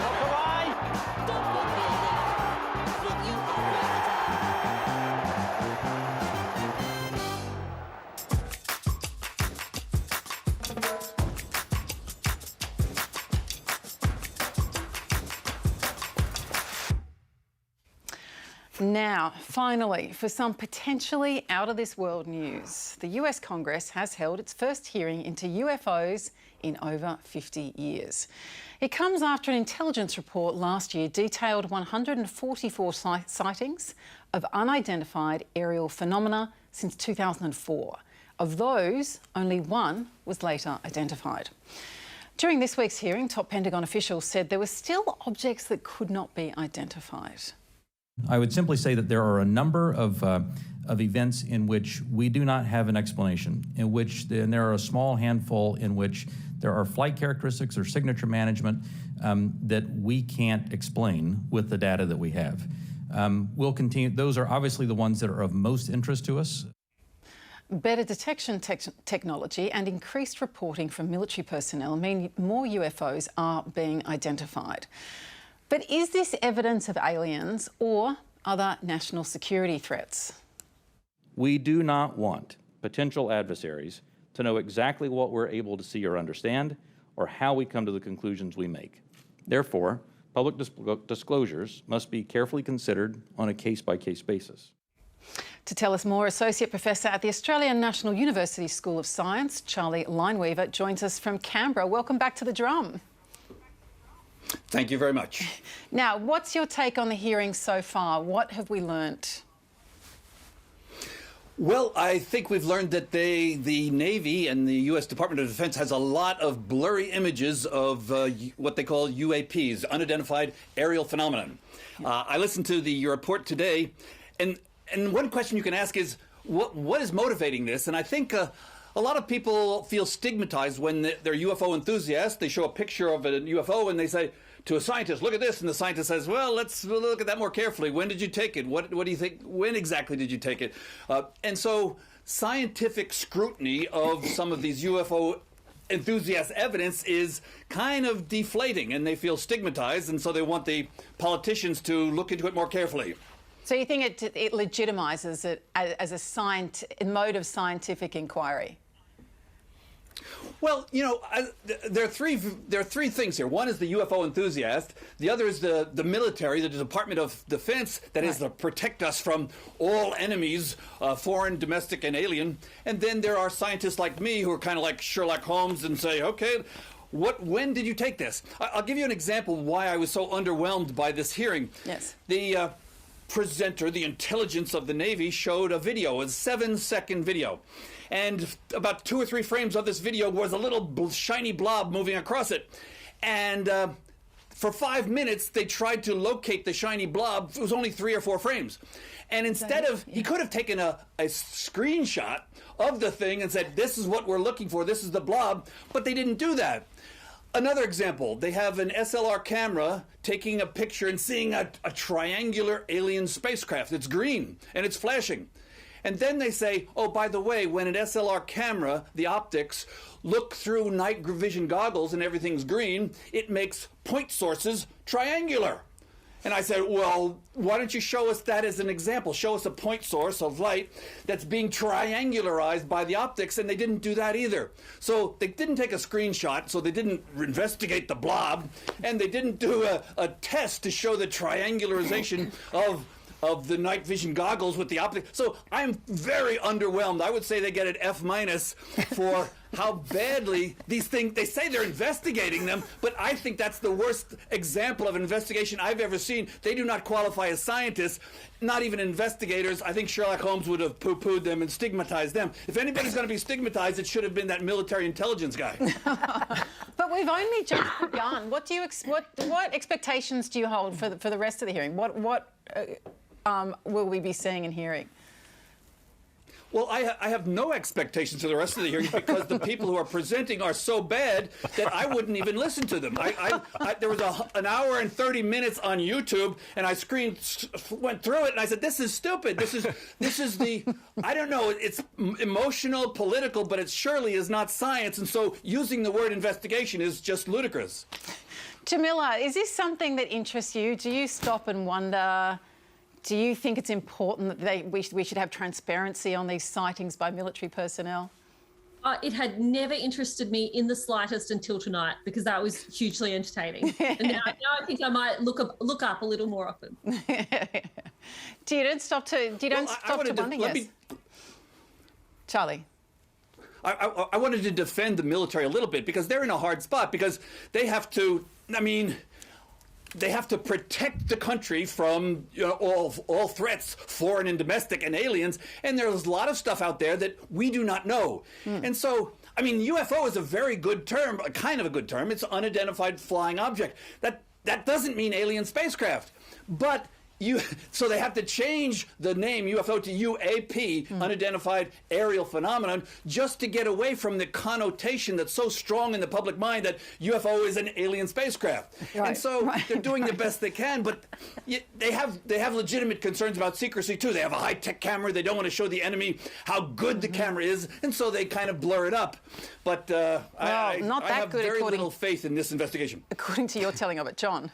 Charlie One Kenobi, thank you. You are our only hope, is all I've got to say. But no, there's a serious side to this, and this is what really troubles me. Yeah. The more you feed the conspiracy theorists and the crazy nutbags, they're all going to go back to their cave in the woods and stock up their fresh water and their gun bullets and all the other stuff, the survivalists, and say, they're coming to get us, they're coming to get us. And this corrodes knowledge and science. This takes away from the serious side of running the globe. You've got Ukraine and you've got, Burma, and you've got so many things going wrong around the world, and you get this kind of rubbish coming out. And I hope, beam me up, Scotty, but assuming it's rubbish, and then you go, every idiot is going to take some sort of succor from this and say, aha, there you are, they're keeping stuff from us, they don't tell us what's really going on. Which and is you why, can't trust isn't that an argument for transparency? You can't trust the government anymore. But why is this stuff even getting the oxygen that it's been given? There are, yes, Charlie, you want Yes. First of all, I don't think the evidence is necessarily rubbish. The degree of the investigation is what I'm calling rubbish. I think it's a perfectly legitimate thing to go out and take pictures of things you don't understand and then try to figure out what they are. That is what science is all about. That's what I do every day. I'm an astrobiologist. I'm looking for life elsewhere. I would love to find it. I have lots of friends doing SETI, Search for Extraterrestrial Intelligence. They would love to find signals, but all too often, when they see a signal, they then say, oh, by the way, there was somebody cooking a burrito in the microwave oven that looked like that turned into your signal. And then you say, okay, you got me. And then you go on from there. That's a level of scientific investigation that seems to be completely missing from this particular investigation. I still think that they're worth looking at, but not in this way. Right, and there are perfectly serious, eminent scientists who are saying we just don't know. There could be other forms of life. There could be things. I'm thinking of people like Professor Paul Davies, who just say there is an element of mystery and incomprehension. And yes, we do need to examine everything without kind of saying, look, that an alien came and sat at the edge of your bed last night, necessarily. Did they? Exactly, exactly. Paul's a good friend of mine. I agree with him completely. Yes. You try to get the best evidence. As a matter of fact, I support SETI. You look where no one has looked before, and then you try to figure out what it is, but you don't say, there's something I don't understand. It must be alien intelligence. Right. That's the problem. Right. The basic method of scientific inquiry is what you're talking about. Tom, where do you stand on all of this? Look, let your imagination wander, but maybe we haven't been welcoming enough to these people.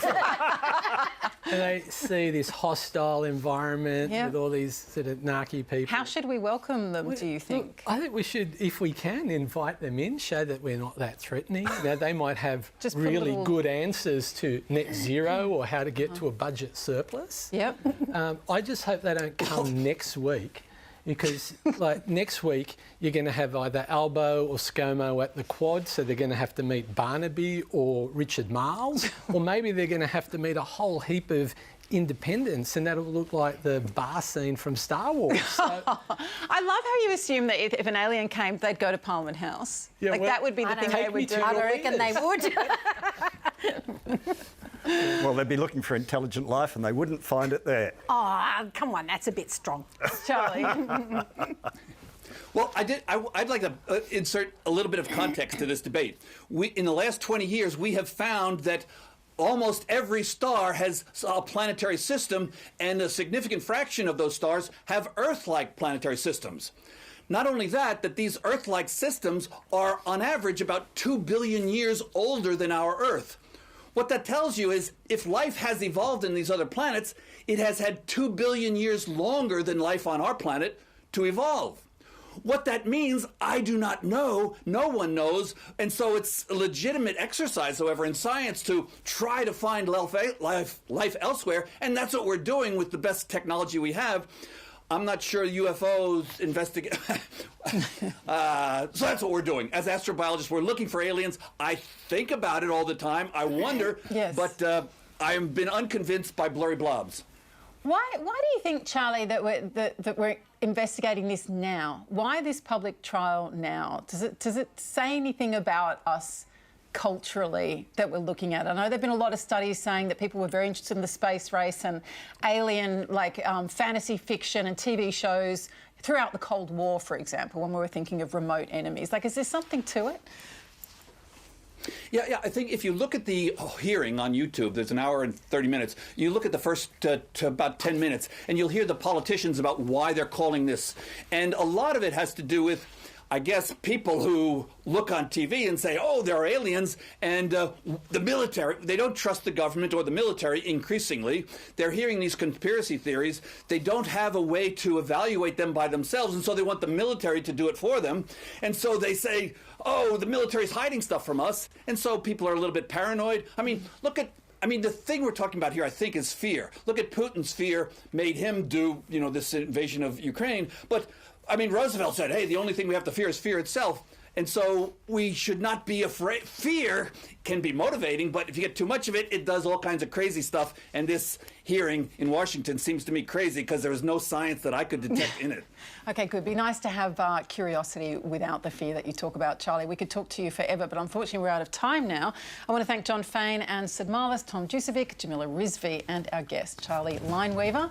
You've got Ellen back tomorrow night. It is our last program before Australia votes, so make sure you tune in. I hope you have an excellent evening, and I will see you soon.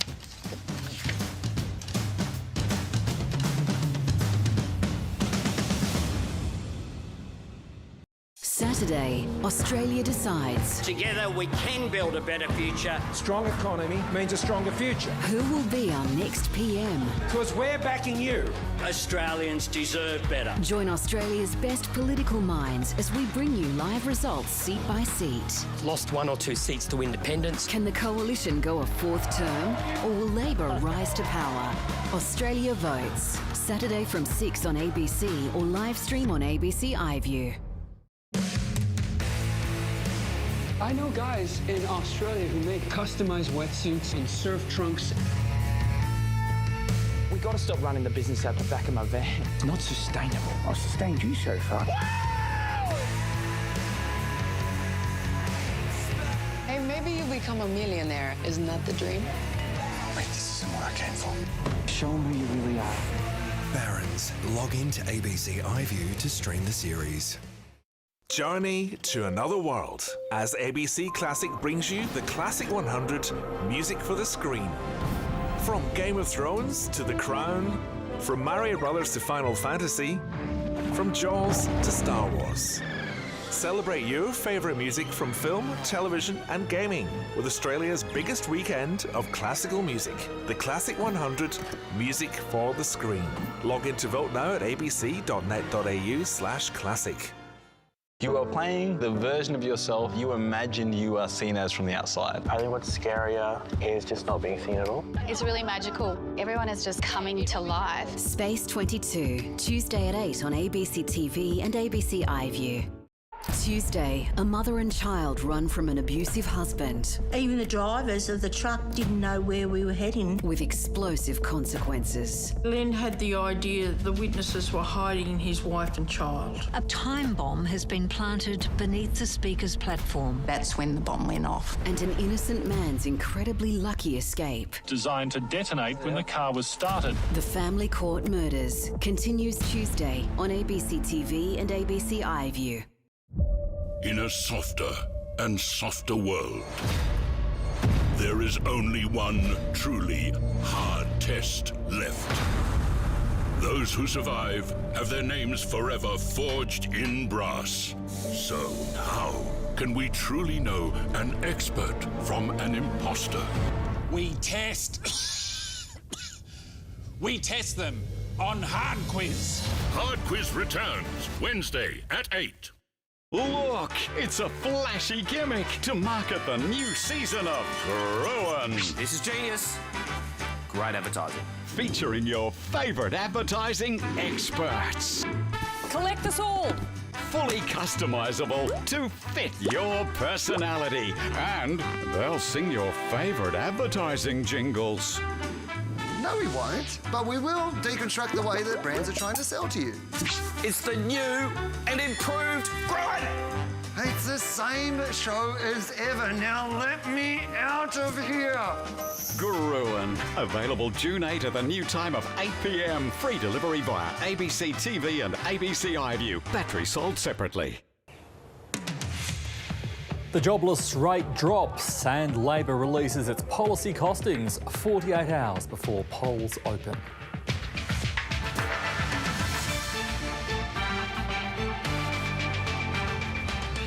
Deadline for improvement. Why St John Ambulance could be given its marching orders in Western Australia. The Eagles and Dockers welcome back some big names. And coming up on The Business, 3.9%, the best jobless rate in decades. Australia runs out of people to hire. This is ABC Late News. Hello, I'm Michael Tetlow. Australia's unemployment rate has fallen to its lowest level in almost half a century. Scott Morrison says the 3.9% jobless rate is proof the Coalition's economic plan is working. It came as Labor unveiled its election costings, confirming higher deficits should it win on Saturday. All that's left now, a final frantic day of campaigning across the country. Here's political editor Andrew Probyn. That's a bit chilly. Where should we go? After bulldozing a child the day before, Scott Morrison played it safe in Tasmania, putting a net between him and his opponent, keen to avoid a repeat skirmish. He probably came off a little better than I did last night because I hit the ground with quite a thud. Should have been a penalty. The latest job figures adding new economic spice to the final days of the election campaign. Unemployment tumbling to 3.9%, the lowest since 1974.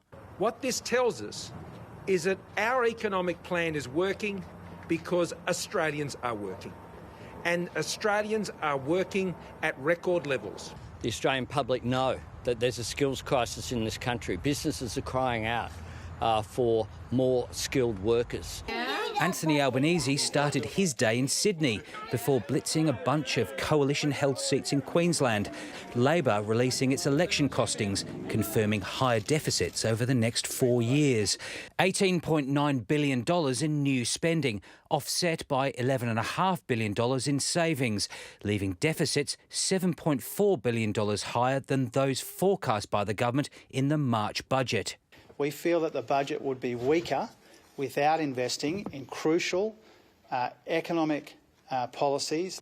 Labor's childcare policy, its most expensive, followed by aged care and fee-free TAFE.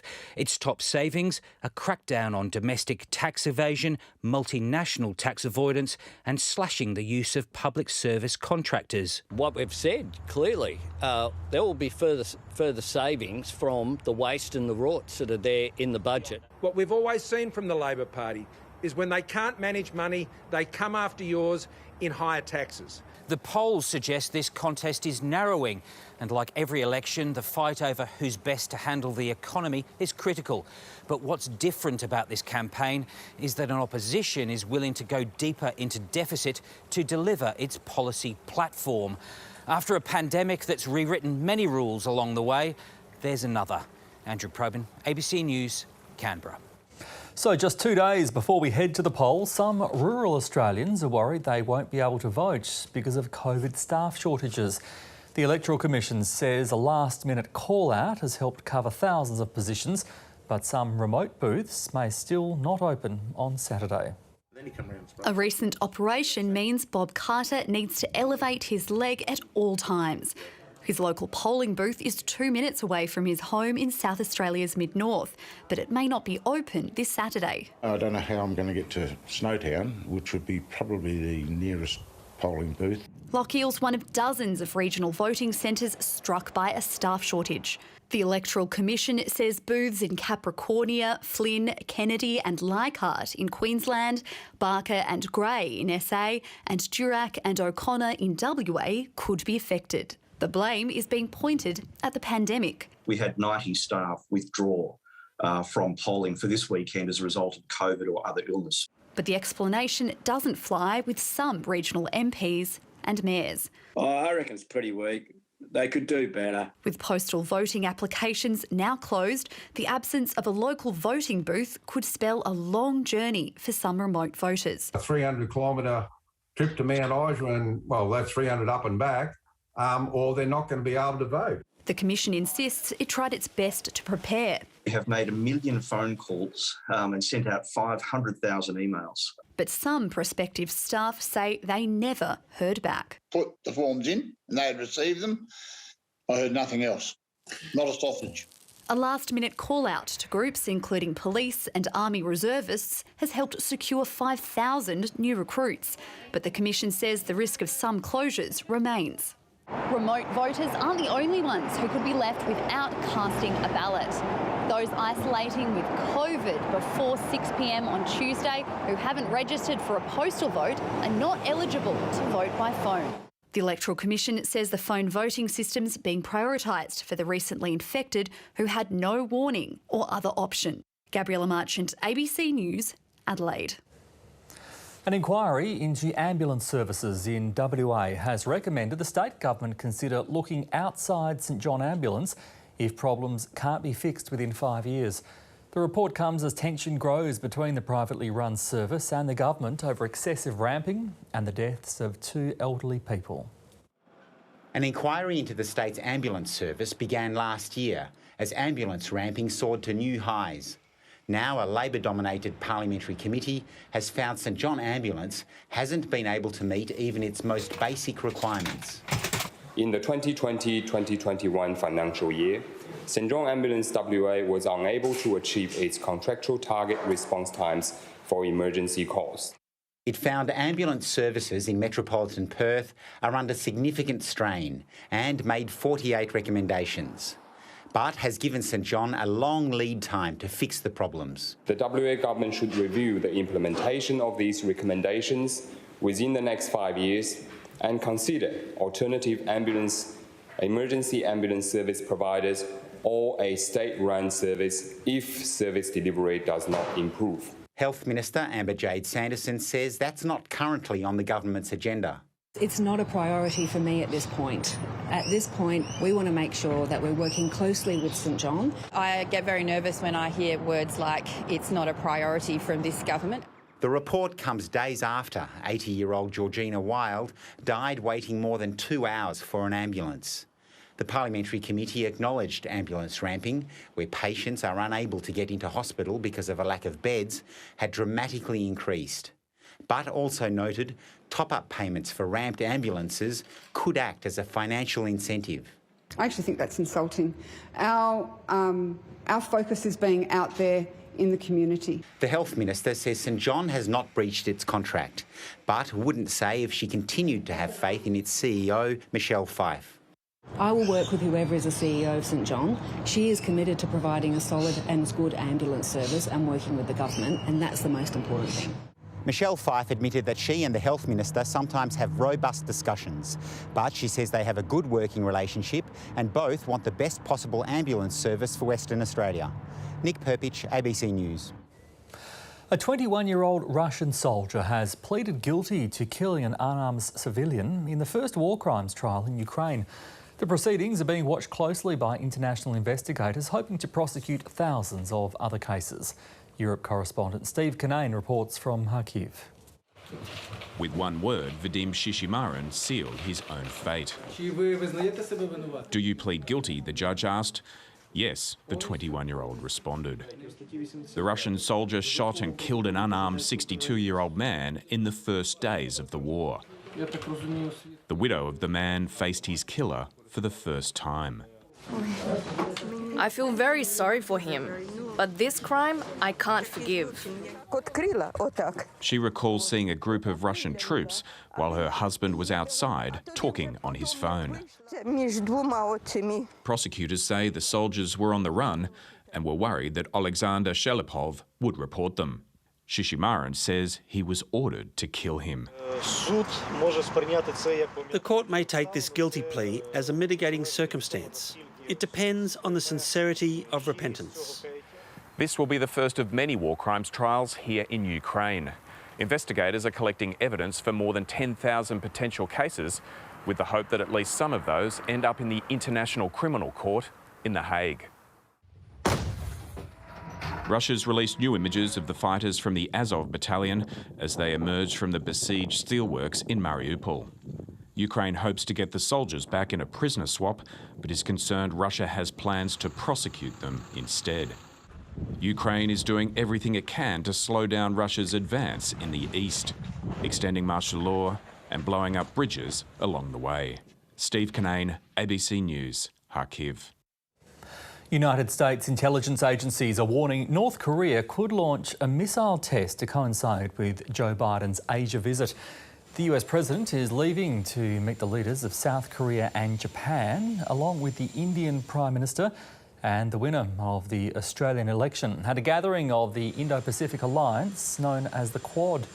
The White House says it's ready to respond to any provocation from North Korea. Our intelligence does reflect the genuine possibility that there will be either a further missile test, including long-range missile test, or a nuclear test, or frankly both. North Korea has test-launched a spate of missiles in recent months, one coming on the same day Pyongyang acknowledged its first COVID case. The US Centre for Disease Control has confirmed its first case of monkeypox this year, following an increase in infections in Europe. Outbreaks rarely occur outside of West and Central Africa, but in the past 2 weeks, authorities have detected dozens of cases in the UK, Spain and Portugal. The virus spreads through close contacts, mainly from animal hosts and less commonly between humans. While usually mild, the Congo strain of monkeypox can have up to a 10% mortality rate. A prehistoric election pundit has put the bites on the nation's leaders, predicting the winner of the federal election in a very top-end fashion. Speckles, a 4.7 metre saltwater croc, was presented with posters of the Liberal and Labor leaders, with a few meaty treats as well. Like many swing voters, Speckles started out a little indecisive about which candidate to choose before finally landing on Anthony Albanese as the winner. It remains unknown how the stat poll was decided, with the psychic Salty staying silent on his methods.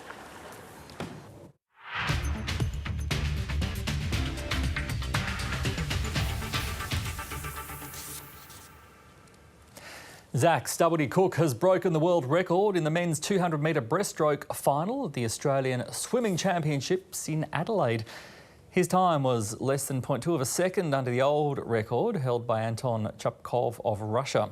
Stubborty Cook won gold in the event at the Tokyo Olympic Games. Meanwhile, Kaylee McEwen also secured a spot in Australia's swim team, taking out the 400-metre individual medley in the world's fastest time this year. Last night it was all about comebacks, with Shayna Jack and Cody Simpson both putting on a show. West Coast legends have thrown their support behind the struggling team, backing it to fight its way out of its poor position. It comes after the Eagles fell to a fifth straight heavy defeat. Things couldn't be going much worse for West Coast. Last on the ladder, an extensive injury list and a trip to Sydney to face the Giants on Sunday. But the embattled team has some big-name supporters. It's a tough time for the club, but we're all behind you. We know this club's got a great record for coming out of these tough spots in a really strong position, and we know they'll do it again. Words appreciated by the playing group. All those guys are premiership players and they love the club, and just, you know, talking about, I suppose, the cycles of footy and, you know, how you're up here sometimes and you're down there. The Eagles have some reinforcements available to face the Giants. Captain Luke Shuey and winger Andrew Gaff back in the side. The pair have played just 8 games between them this season. Fremantle also has injury concerns, with Alex Pearce carrying an ankle complaint. The club reluctant to rest the defender despite subbing him out of the loss to Gold Coast. If we thought it was going to be of benefit to have a week off, we'd consider it, but that's not what the doctors are saying. So you might need, one week off might not help. The Dockers have named Sam Switkowski, Matt Taberner and Michael Walters in an extended squad. Josh Tracy has been dropped. Both sides will name their final teams tomorrow. Tom Wildey, ABC News.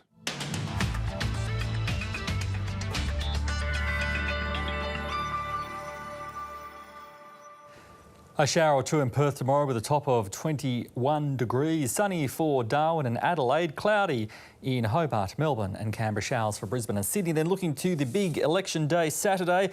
Pretty good for a democracy sausage in Perth. Mostly sunny and 25 degrees. Sunny as well for Darwin, Melbourne. Showers in Sydney.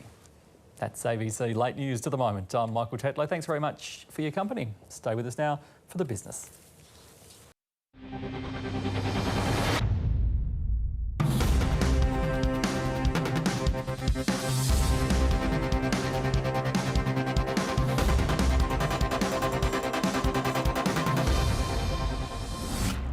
Welcome to The Business. I'm Elise Morgan. Coming up on the program, 3.9%, the best jobless rate in decades as Australia runs out of people to hire. We have 311,000 outstanding job ads. That's one job ad for every 2 unemployed people. So it's really very tight. And which comes first, the chicken or the egg? Will a wage increase break small business or boost it? The biggest threat to that is consumer spending, and consumer spending will depend on people having wage increases. But first, overnight, US markets endured one of the toughest sessions in 2 years, and it rubbed off here. The All Ords ended 1.7% down. So what happened? Well, US investors ran for the exits after more lockdowns were imposed in China. The US Central Banker Jerome Powell indicated he will keep hiking rates no matter what, and another major US retailer delivered a profit warning. The S&P 500 dropped 4%, the Nasdaq down 4.7%. The falls this year are pretty startling. The S&P 500 is now 18% below its all-time high and sailing dangerously close to an official bear market. The trend is not the market's friend. The more online news articles that point to the risk of recession in the US, the more the market falls accelerate. Target is one of America's biggest retailers, and it was the latest to lower profit forecast, which saw its share price plunge 25% overnight. That's the biggest single-day fall since the 1987 Black Monday crash. It's something markets should have been factoring in. Realisation that all that cheap money and government stimulus being clawed back means not so much money for retailers. But nonetheless, markets are reacting badly. Today, there were big falls on local retailers, Wesfarmers and JB Hi-Fi among the worst, down more than 6%. Meanwhile, the Aussie dollar just under 69.9 US cents. Julia Lee from Berman Invest joined me after the market closed. Julia, let's start with the ASX. A big fall today, but off session lows. It was a horror day for investors following the very negative lead from Wall Street overnight. In fact, we did see consumer stocks taking a huge tumble, with stocks like Wesfarmers, Woolworths, Harvey Norman, JB Hi-Fi all down more than 5% during the session. But if we have a look across the market, there were some bright spots as well. We saw Aristocrat Leisure coming out with its numbers, and it managed to impress the market. The stock up by more than 5% during the session. The good news for investors is that most of the panic had happened in the first hour of trade, and the rest of the session we slowly improved, the market down by 1.7% at the end. Now let's talk about that big reaction on Wall Street overnight. It was kicked off by, these reports out of the retailers, then we had the Fed, then we had China lockdowns, and it snowballed into just a horrible night, didn't it? Massive falls, and at least the falls were across the board. If we have a look at the broader S&P 500 index, there was only 8 stocks out of the 500 which managed to close in the black. In particular, as you mentioned, those consumer stocks under a huge amount of pressure. We saw Target closing the session down a whopping 25%, and we also saw Walmart down by 11%. Now, both of these retailers did miss earnings expectations, both citing fuel costs as well as labour costs, part of the reason for that miss in expectations. And finally, just ducking back home, Woodside AGM today. Looks like it's got that big deal through at the AGM. It does look like that deal is set to go through, so Woodside will be changing its name to reflect those changes. And of course, we will see BHP Billiton shareholders or BHP Group shareholders receiving shares in Woodside Petroleum towards the end of the month. So it looks like a big change for those energy and commodity stocks on the ASX. Julia Lee, thank you so much for your time. Thanks, Elise. Unemployment has fallen below 4% to its lowest level in almost 50 years. But the latest data was weaker than expected as employers run out of workers to hire. Economists say the competition for staff should mean Australians start seeing bigger pay rises, as Rihanna Whitson reports. After a stressful few months looking for work, recent social work graduate Larry De Corso has a new job with youth mental health service Headspace.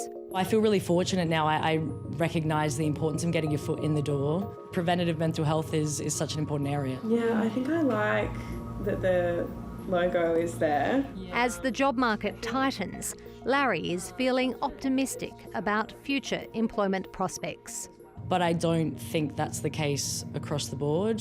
I think job security is hugely important and a real concern for a lot of people my age. Unemployment was at 3.9% in April, despite only 4,000 jobs being created. Most of the decline in the jobless rate was driven by people leaving the workforce, which pushed the participation rate down to 66.3%.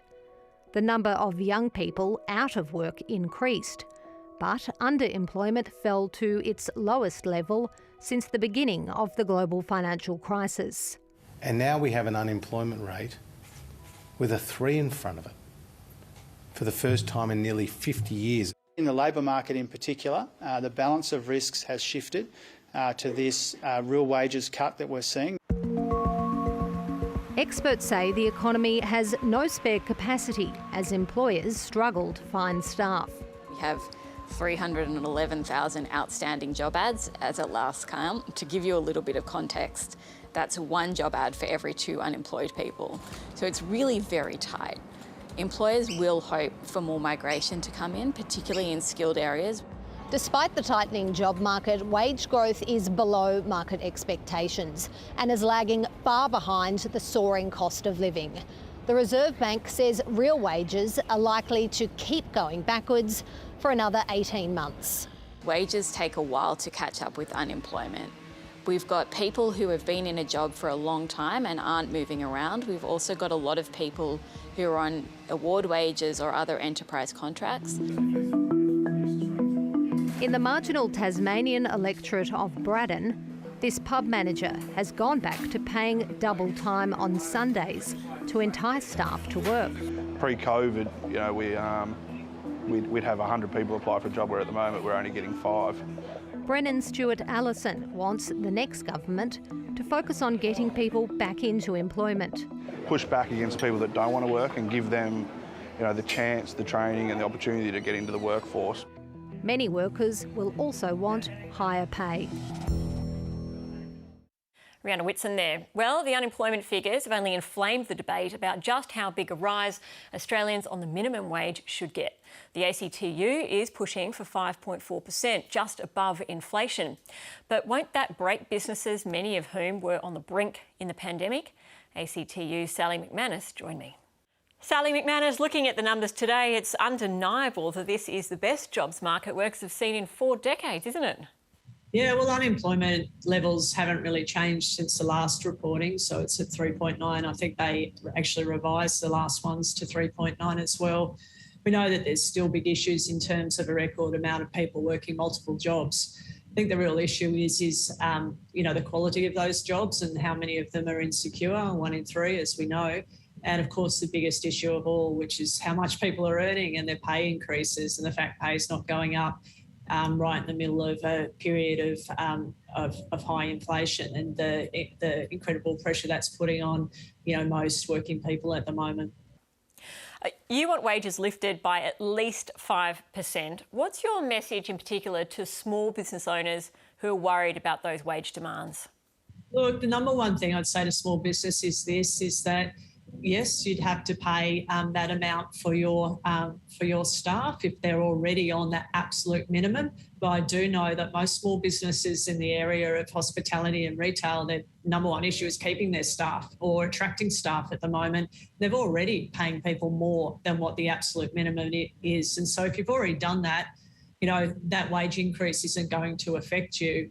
It's only for those on the absolute minimum. Second thing I'd say is that if we don't see wages go up for workers, they're your customers. If your customers are having to cut back on things, the first thing they cut back is their discretionary spending. We're already seeing this as an issue, and the issue of consumer confidence levels that came out the other day. It's a chicken and egg argument. I mean, ACCI says 2/3 of businesses are facing increased operating costs and less than half have been able to pass that on to customers. CBA puts it at 25% of small businesses not being able to pass on high costs. Do you accept that there is, despite the economy running hot, that it is a tough time for many businesses out there? Well, 2 things. First of all, the other part of that equation is all that they are passing on. When they say passing on, that's putting up prices for people, and that's part of what's going on. Who's bearing the cost of inflation? Is it businesses or is it consumers and workers? And that we can see from those figures is actually mainly consumers and the public. So that's what I'd say there. Do you accept that higher wages may mean higher unemployment? Listen, no. The other thing I would say is this. I also do not accept the arguments from business to say that they're struggling. And I'll say this because profits are up 13%. Sales are up between 10 and 15%. The number of bankruptcies are at a 10-year low. The number of new businesses are at 10-year highs. All the indicators actually show that business, big and small, is recovering well. The biggest threat to that is consumer spending, and consumer spending will depend on people having wage increases that keep up with the cost of living and hopefully are a bit more than that. How disappointed are you that Anthony Albanese won't guarantee that he'll formally ask Fair Work to lift the minimum wage by 5.1%? Well, if they get elected on the weekend, we would want them to do so. We would want them to put in a submission or a statement to the Commission. Actually, most of the action in terms of the annual wage review is over. If there's just an opportunity to put in final statements, post-election, and we would like them to do that. Shouldn't they do that before the election if that's what they intend to do? If they want to be clear with the Australian public and small businesses and workers about what they intend if they form government? Yeah, look, what we're worried about is what the Commission listens to, and what they listen to is the government of the day, and the government of the day and what they think and what they are prepared to back, not what various political parties in opposition think. Mr Albanese also said yesterday at Press Club that Labor will have, quote, a unique opportunity to restore momentum between the ACTU and COSBO, or the Council of Small Business. What do you think this means? Well, I can say this, is that you know, there's goodwill between our organisation and COSBOA, and, you know, that's been built up over a period of time. I think that it's actually got a lot to do with the common experience that we went through during the pandemic. Workers got smashed and so did small business. Like, we were in the same boat there, and we've got to know each other quite well. During the working groups that the coalition government convened, which we participated in at the height of the pandemic, you know, I think that there was a chance of us reaching agreements on, you know, some areas, although it was very restricted ability to negotiate under a coalition government, in a way dangerous for us as a movement, because we always worry that a coalition government is going to just legislate stuff that takes away rights off workers. So to be specific, you know, COSBOA wants more flexibility. Is that something that the ACTU would ever countenance, given that you're campaigning against flexibility and casualisation of the workplace?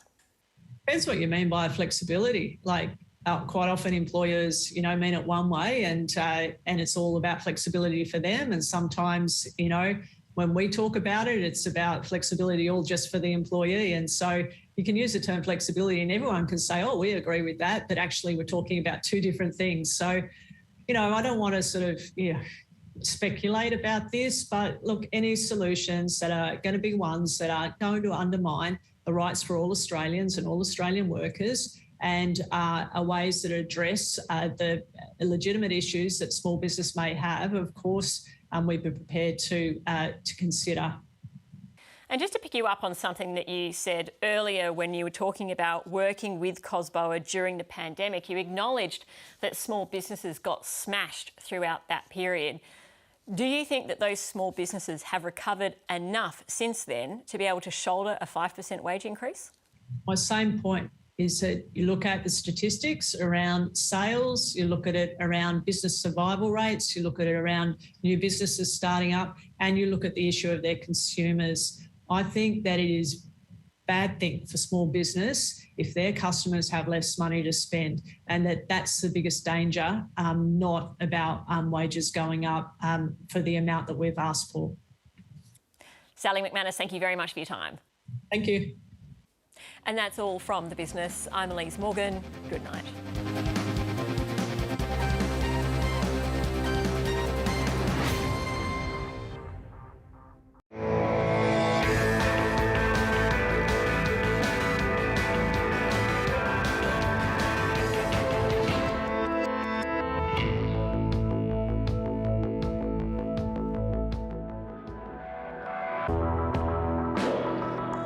For decades, thousands of Saudi Arabian men have travelled abroad as university students. Many take advantage of their new freedom to have relationships with foreign women, only to abandon them when they become pregnant. Le había dicho a mi mamá que iba a regresar y nunca regresó, entonces... Now, the children they left behind are searching for answers. I spent thousands and thousands of hours searching for them. And yearning to know their Saudi fathers. Do we need a permit? How do we go about that? I'm Brietta Haig, an Australian filmmaker and journalist. For the last year, I've been working with Saudi journalist Issam Al-Khalib, and we've been investigating Saudi children abroad who've been abandoned by their fathers. I do hope that the father does recognize him. The wealthy Arab kingdom is now opening up to the world. Will it finally acknowledge the Saudi children left behind?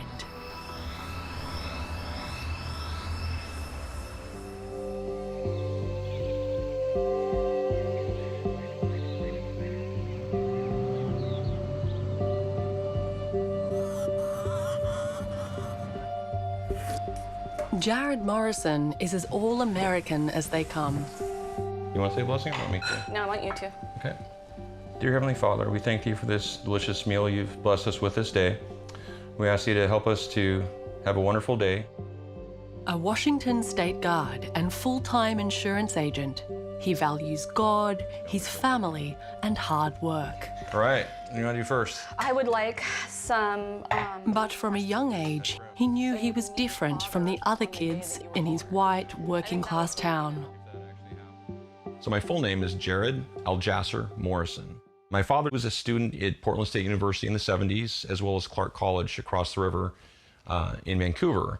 He and my mother met at Clark College when she was a student there as well, around 1974. And they fell in love, and they dated for a while, and my mother wound up pregnant with me. And upon hearing that, I think my father had some challenges or some fear, and they eventually split up, and he went back to Saudi Arabia. Jared was raised by his mother and grandparents. When he was 6 years old, his mother told him he had a father in an Arab kingdom. My child mind built it up, daydreaming that, maybe someday I'll walk outside and there'll be this long, black, stretched car pulling up in front of my house with diplomatic flags lining the vehicle, and then he would get out wearing, his thobe and shemagh and kneel down and greet me, kneel down and outstretch his arms to me. But Saudi Arabia was not the romantic world of his childhood imagination. An oil boom had made the Bedouin society staggeringly rich. Families grew powerful through international trade, while ultra-conservative clerics railed against Western decadence. Young men could have experiences abroad. Back home, they were expected to forget them or keep them secret. So my understanding is they met at a party here. Obviously there was some attraction. They started dating, and according to my mom, they decided to go steady, right? Not see anybody else. He spoke English very well. He was very educated. He presented himself very well.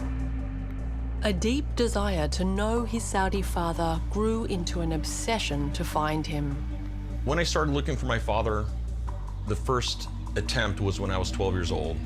My mother woke me up about 2 o'clock in the morning. I remember her dialing international information and trying to navigate that.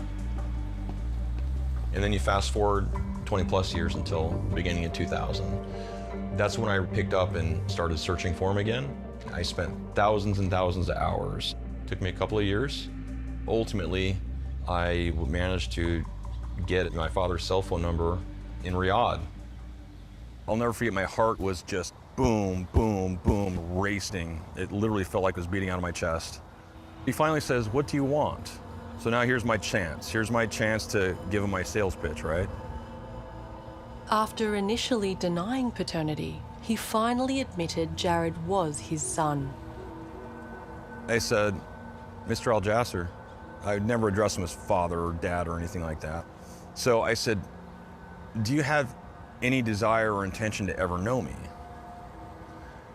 And almost as if I asked you if you would like your steak rare, it was just very matter of fact, "I'm sorry, but no." All of a sudden, the only thing I could think of is my mom telling me when I was 12 years old that I could be setting myself up for a psychological punch in the nose. I was so shocked. It literally, I felt it physically. It blew me away that someone could just have the emotional switch completely turned off like that. It's still foreign to me to this day. The rejection has had a profound impact on Jared's life. The mistake of one parent, the act or omission of one parent, can have consequences for generations to come. But Jared has never given up the dream of finding his father. I had that overwhelming urge and drive to find him, locate him, learn about him, learn about the culture. It was just an innate instinct. As Saudi Arabia opens to the world, entering as a tourist is possible for the first time. Jared has decided to travel to the kingdom to try and make contact with his family. It's a dream I've always had since I was a child. To explore that cultural heritage, that genetic pull. Can't really describe it, but I've always been fascinated with trying to explore the links to, my brown skin and my dark hair. Hopefully, I'll be able to connect with my father. Oh, come on. Oh, come on. Oh, no, no, no, no, no, no, no, no, no. No, where'd it go? Oh. What's up with that? I thought we were gonna be having salmon for dinner tonight. I wanna cry.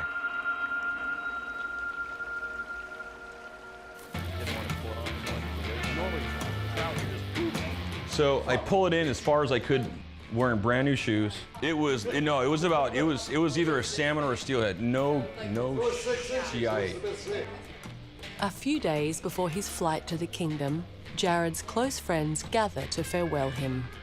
I have a hard time even grasping what you have to be going through in your heart and in your head. I'll be honest that you may answer some questions, but you know, at what cost? Yeah, well, I think I've already paid the price when he flat out told me that he had no interest in knowing me. He's in his early 70s. He's got to be coming up on 74 right now. But while he's reflecting on his life and he tries to make amends or rationalize all the things that he's done and ask for forgiveness, you know, am I going to be one of the things that he thinks about, one of his great regrets that he wants to make amends for? You know, as he's got one foot into the afterlife, I don't know. You have a completely different religious background than the entire country. Wearing a cross in Saudi Arabia, you know, public displays of any religion other than Islam is frowned upon. So if I was Catholic, it can't get you killed. It's probably I don't know.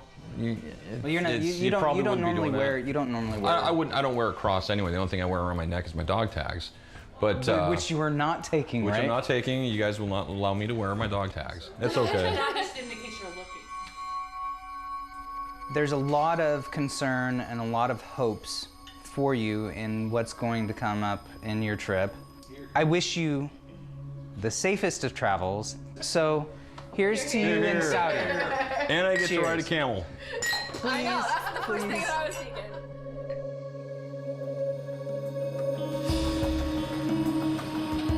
Jared's story is one of many. In Guatemala City, 10-year-old Sami Al-Raji Chang is answering the call to prayer at a local mosque.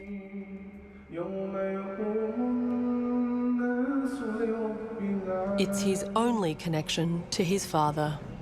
Estaba acercando un poco a la mezquita porque quisiera aprender un poco de árabe por si algún día puedo hablar con mi papá para poderle hablar. Mi papá se llama Sulaimán, yo no me sé sus otros nombres, también quisiera conocer sus otros nombres. Él es de Arabia, yo quisiera poder hablar alguna vez con él porque no pasé casi que mucho tiempo con él. Creo que yo nací a los 2 días, se fue a Arabia, mi mamá, le había dicho a mi mamá que iba a regresar y nunca regresó, entonces... Sami's father, Suleiman, was studying on a scholarship in the USA. He was part of a Saudi government program that paid full tuition fees and a living allowance to students abroad. While at university, Suleiman met Guatemalan student Mandre Chang. They began a relationship and talked about getting married. Our relationship was good, we didn't have any problem, and suddenly I discovered that I was pregnant. Then he decided to go to Saudi Arabia. He said that he will travel for 2 weeks, that he is going to go to visit his family. Mandre's pregnancy was complicated. She felt desperate and alone. Contact with Suleiman was intermittent. I consider myself to be a strong woman. I don't usually cry, but in that period of time, I cried a lot.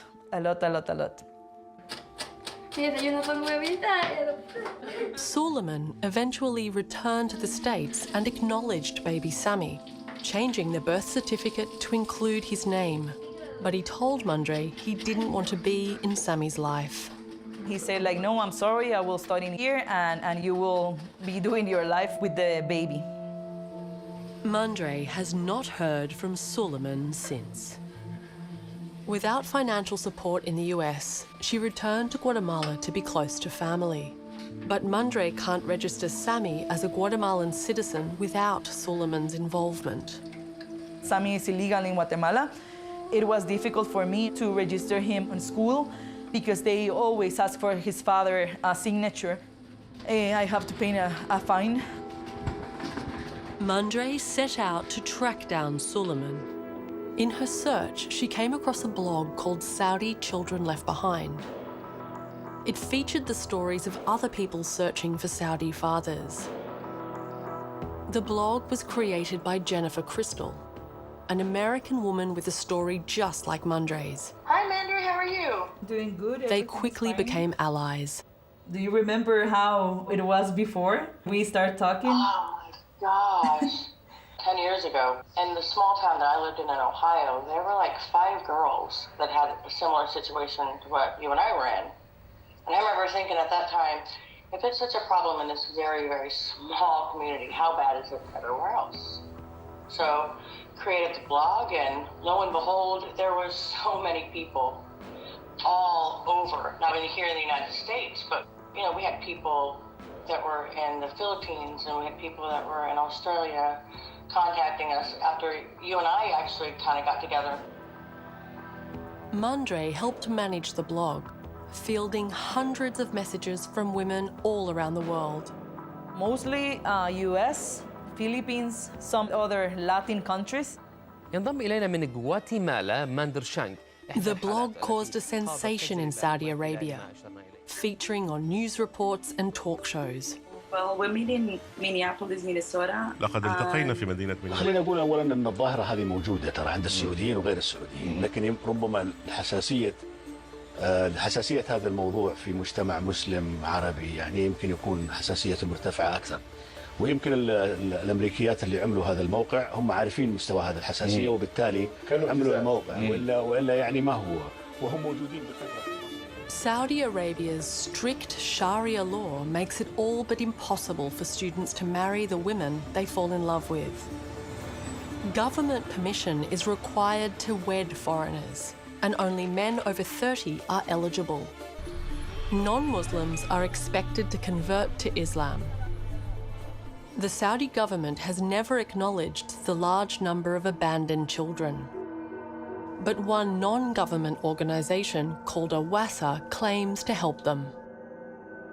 Mandre reached out to the group, and at first they agreed to assist her. But when I sent all the paperwork, Suleiman's signature on the birth certificate, the acknowledgement and everything, they suddenly disappeared. Awasa says they've helped organise the return of 8,000 abandoned Saudi children to the kingdom. We've been unable to verify these claims. The number of Saudi students studying abroad has soared since the government began its scholarship program. Little has been done to prepare them. It's like you are in a room without anything and then you just open the door and you see all the amazing things. Girls do not dress in the US like in Saudi Arabia. You cannot go to have dinner with a man in Saudi Arabia, but in the US you can do it. You can walk freely in the university or college with women around. And also classes are mixed. In Saudi Arabia, they have schools for men and schools for women. So it's kind of complicated because in the other side, women like me or others, they don't know about Saudi culture.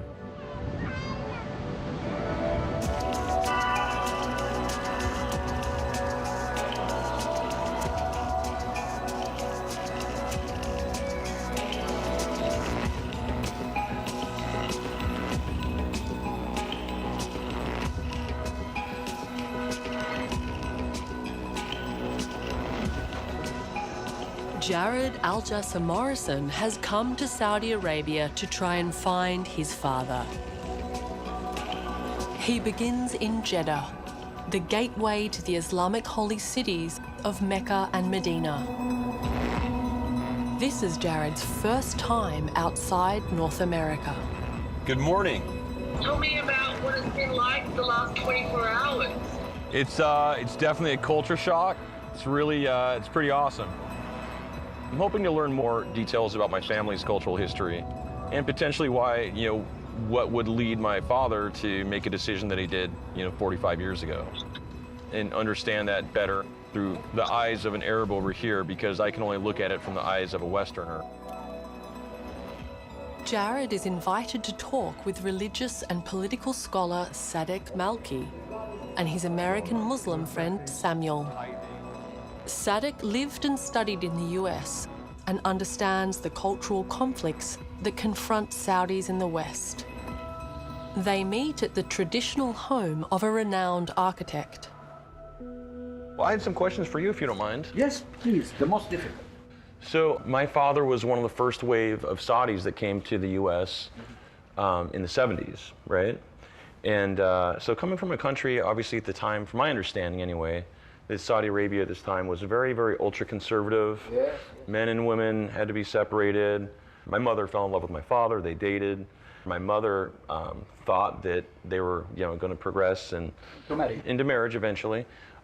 She wound up pregnant with me, and then he basically got scared and from what it seems, took off back to Saudi Arabia.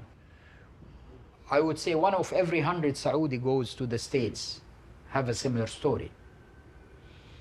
Now, the time frame that the place took place, Saudi Arabia was too conservative to even admit a story like this, even though it's happening even here, Is it still happening right now? Yeah, of course. If people are human.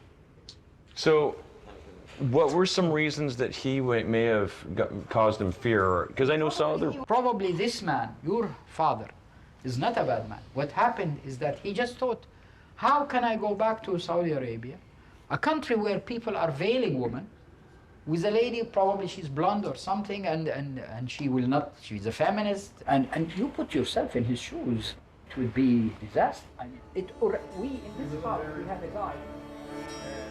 Jared realizes his father would have been ostracized by his family and society had he married a foreigner and non-Muslim. I can only imagine what it's like coming from a very conservative environment, that you can have lifelong consequences, not just for yourself, but for other people. Jared begins to explore a land he's only ever dreamed about.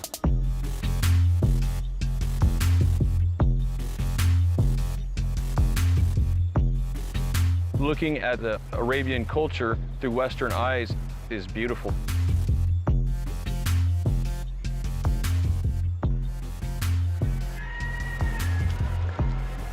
What's in here? Oh, wow.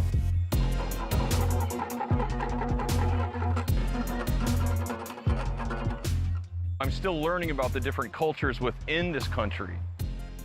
You've got the country itself, and then each region has its own flavor. Amazing. This is amazing. It's definitely a cultural awakening. Now I feel Saudi.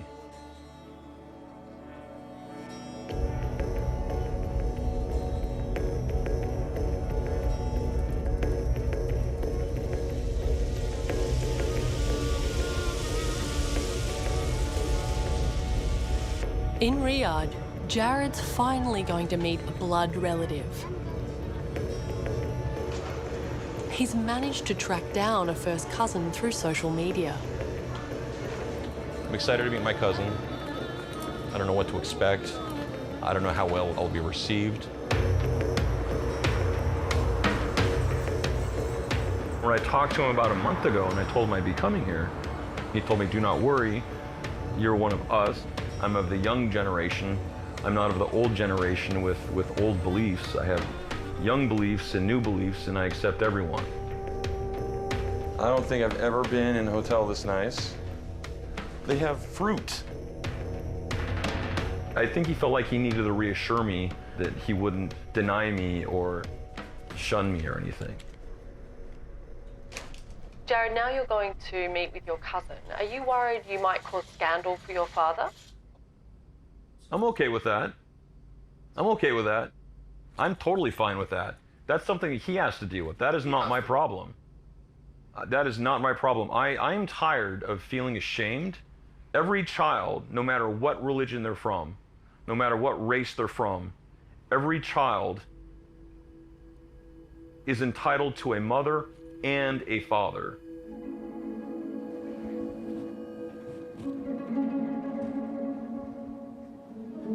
Jared has asked us to protect the privacy of the family and asks us not to film the meeting.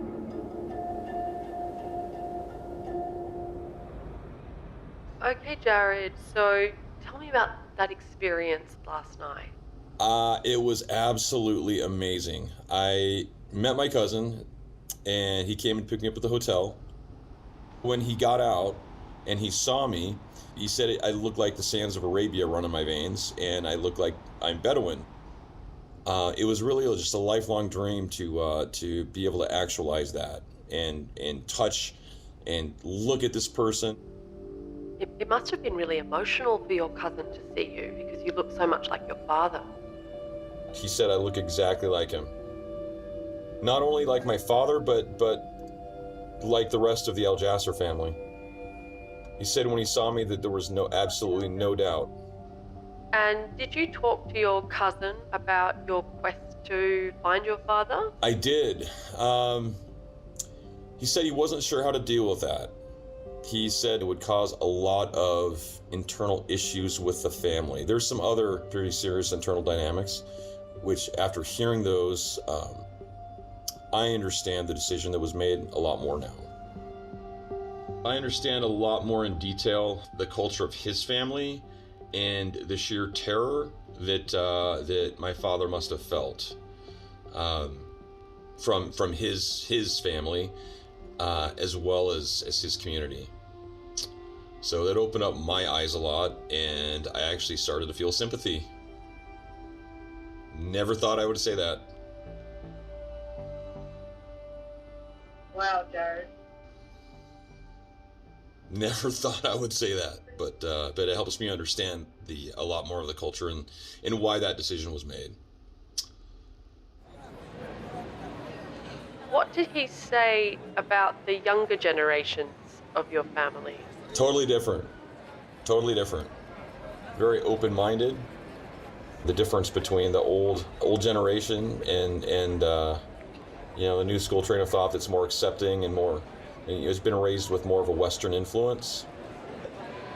So, do you feel like you're in the process of being accepted by the younger members of your family? Absolutely. Absolutely. Jared's cousin promises to introduce him to his uncle, but nothing eventuates. The younger generation may be open to change, but Jared senses they're still bound by the old rules of conservative Islam and preserving family honor. I was hoping to meet my uncle, but that didn't work out. Sometimes I feel frustrated and despondent that maybe they're not sure how to deal with it and they really don't want to because they don't want to cause embarrassment to anybody or rock the boat. Despite his disappointment, Jared has found connecting with his Arab identity a deeply moving experience. I've made a lot of progress on the goal. My journey's not over. My journey has just begun. I've met my cousin. Haven't met my uncle or my father yet. I think that's just a matter of time. I'm happy that I came here. It's just a wonderful, life-changing event. I've absolutely found peace. As a matter of fact, a lot of my friends have seen the pictures that I've sent, and they say that I actually look like I'm at peace. So even though I haven't met my father, just even being here, just sitting here in the sky, I feel peace in my heart.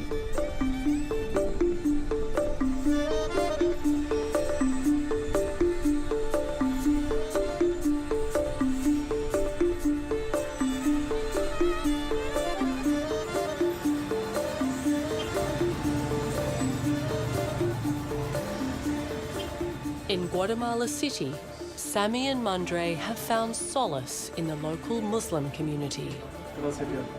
La verdad que sí, tuvo contacto con la mamá, con Sammy desde chiquito. Y eso es que tal vez le ayuda más adelante si el papá requiere conocer.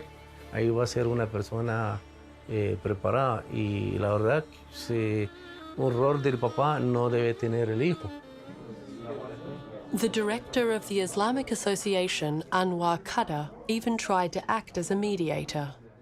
Y de esta época, casi hace 6 años, no respondieron, no querían responder. Mandre still holds out hope that one day Suleiman may respond to her messages. I don't want Sammy to grow up having a bad image about his dad. I think that he will get into an age that he can build his own conclusions and have an opinion about his dad.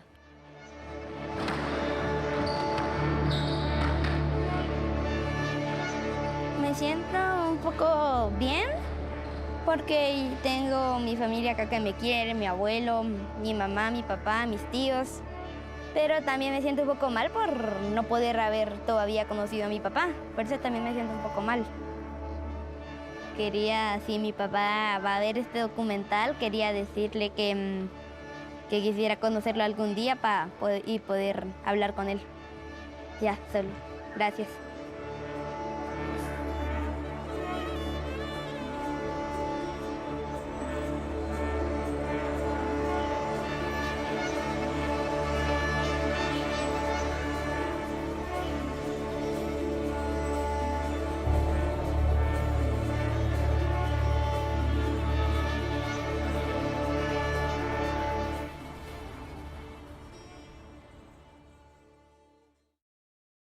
Saturday, Australia decides. Together we can build a better future. Strong economy means a stronger future. Who will be our next PM? Because we're backing you. Australians deserve better. Join Australia's best political minds as we bring you live results seat by seat. Lost 1 or 2 seats to independents. Can the coalition go a 4th term? Or will Labor rise to power? Australia votes. Saturday from 6 on ABC or live stream on ABC iView. The jobless rate drops and Labor releases its policy costings 48 hours before polls open.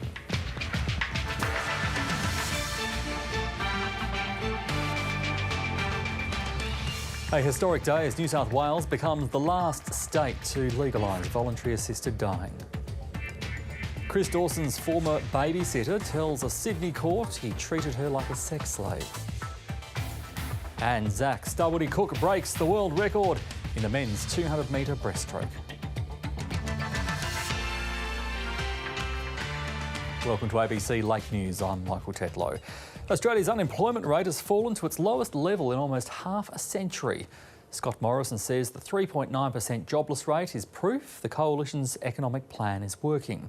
It came as Labor unveiled its election costings, confirming higher deficits should it win on Saturday. All that's left now, a final frantic day of campaigning across the country. Here's political editor Andrew Probyn. That's a bit chilly.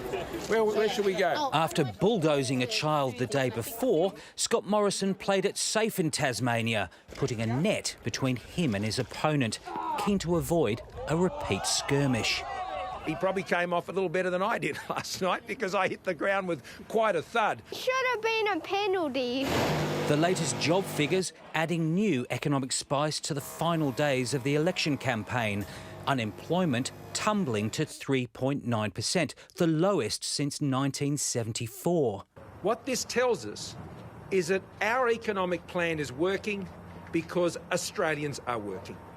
And Australians are working at record levels. The Australian public know that there's a skills crisis in this country. Businesses are crying out for more skilled workers. Anthony Albanese started his day in Sydney before blitzing a bunch of coalition-held seats in Queensland. Labor releasing its election costings, confirming higher deficits over the next 4 years. $18.9 billion in new spending, offset by $11.5 billion in savings, leaving deficits $7.4 billion higher than those forecast by the government in the March budget. We feel that the budget would be weaker without investing in crucial economic policies. Labor's childcare policy, its most expensive, followed by aged care and fee-free TAFE.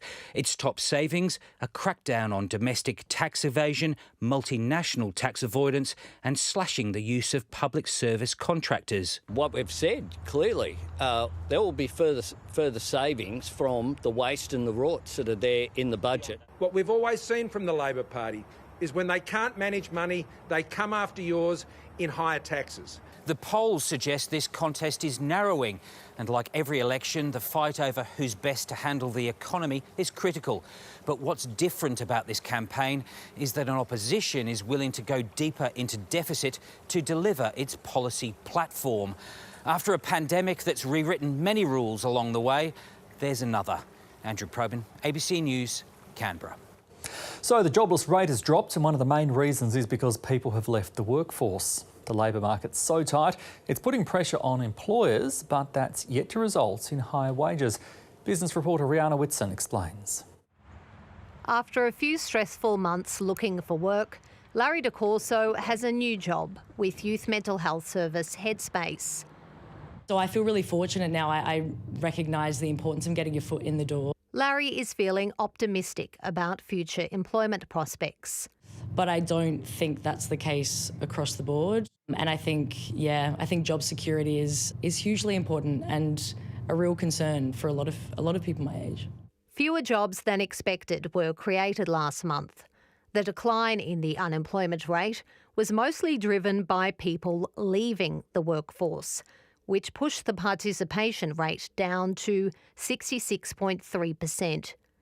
The number of young people out of work increased, and fewer workers were underemployed, meaning they have a job but can't get the hours they want.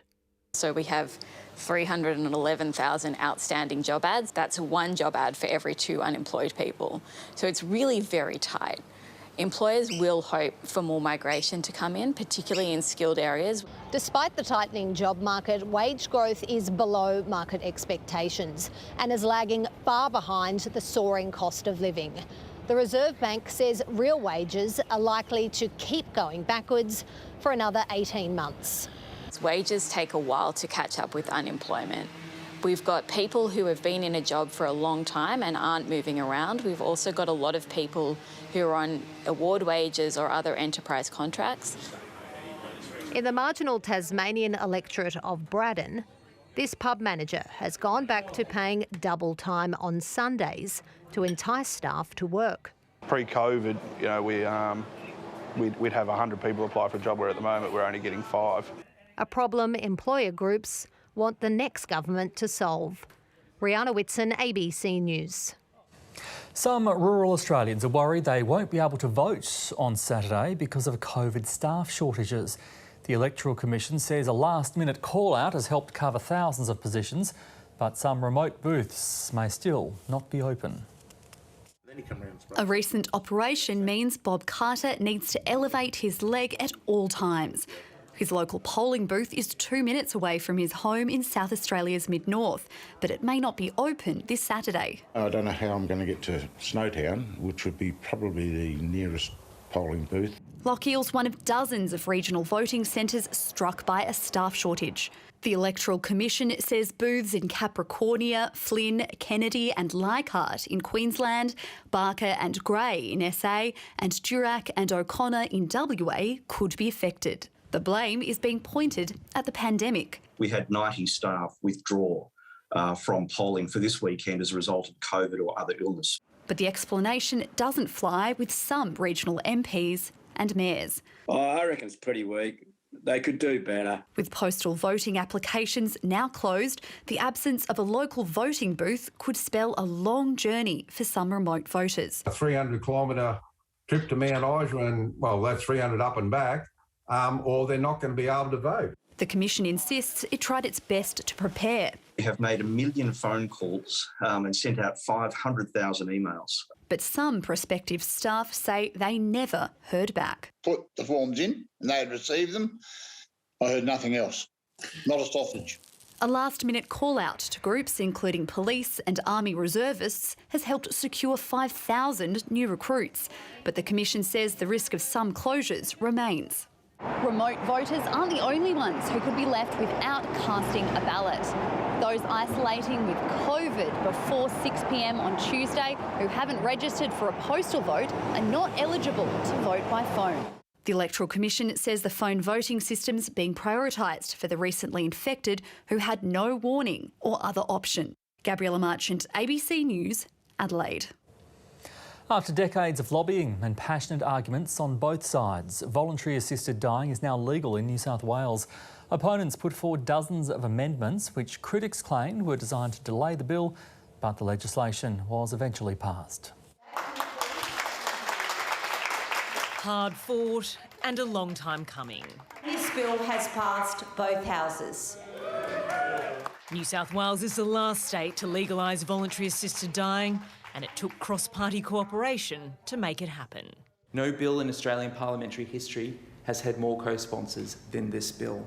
The legislation had its final passage through the lower house with a vote to accept some amendments added in the upper house. The question is resolved in the positive. Unlock the doors. It passed there, 23 votes to 15, not before opponents expressed their disappointment during a marathon debate. I will leave here today thinking that this is a dark day for our state. Outside the chamber, there was celebration. This is not just a revolution in medical care, it's an evolution in our compassion as a society. Only a few years ago, some MPs had tried to legislate and failed. Today I'd like to actually apologise to those families because this should have been passed in 2017. To access voluntary assisted dying, a person must be suffering a terminal illness that will result in death within 6 months. It'll be 12 for a neurodegenerative condition. They have to be assessed by 2 different doctors. There will also be a new board set up to oversee and approve the process. But all this won't come into effect for another 18 months. I would like to see New South Wales health professionals and public servants now act extremely quickly to establish and enact and give real meaning to these laws. While socially progressive law reform has been slow in New South Wales, it has been the independent MP Alex Greenwich who has seen a path through. He's produced bills that have decriminalised abortion and now legalised voluntary assisted dying in one term of a Liberal national government. Independents deliver, but to do so, we've got to do it by working across party lines. And the independents' plight doesn't stop here. We are also passing the baton to our federal colleagues to ensure people in the territories have the same end-of-life choices. That choice will now be available in 6 states. Ashley Raper, ABC News, Sydney. Meanwhile, the Prime Minister has reiterated his view the territories should not have a say in voluntary assisted dying laws. Scott Morrison says he has no intention of allowing the ACT or the Northern Territory to vote on assisted dying. Currently, after Commonwealth law, the territories cannot debate the matter. Well, there are differences between territories and states, and that is under our constitution, and we're not proposing any changes to that. Labor has promised to try to change the law if it wins government, giving the territories the right to vote on the issue. When the election results flow in on Saturday night, there'll be one family watching more intently than most. The Nardezalingams, the Tamil asylum seekers removed from Biloela after being rejected as refugees. This weekend will determine their fate, with Labor promising they'll be allowed to return to the central Queensland town that wants them home. Never giving up.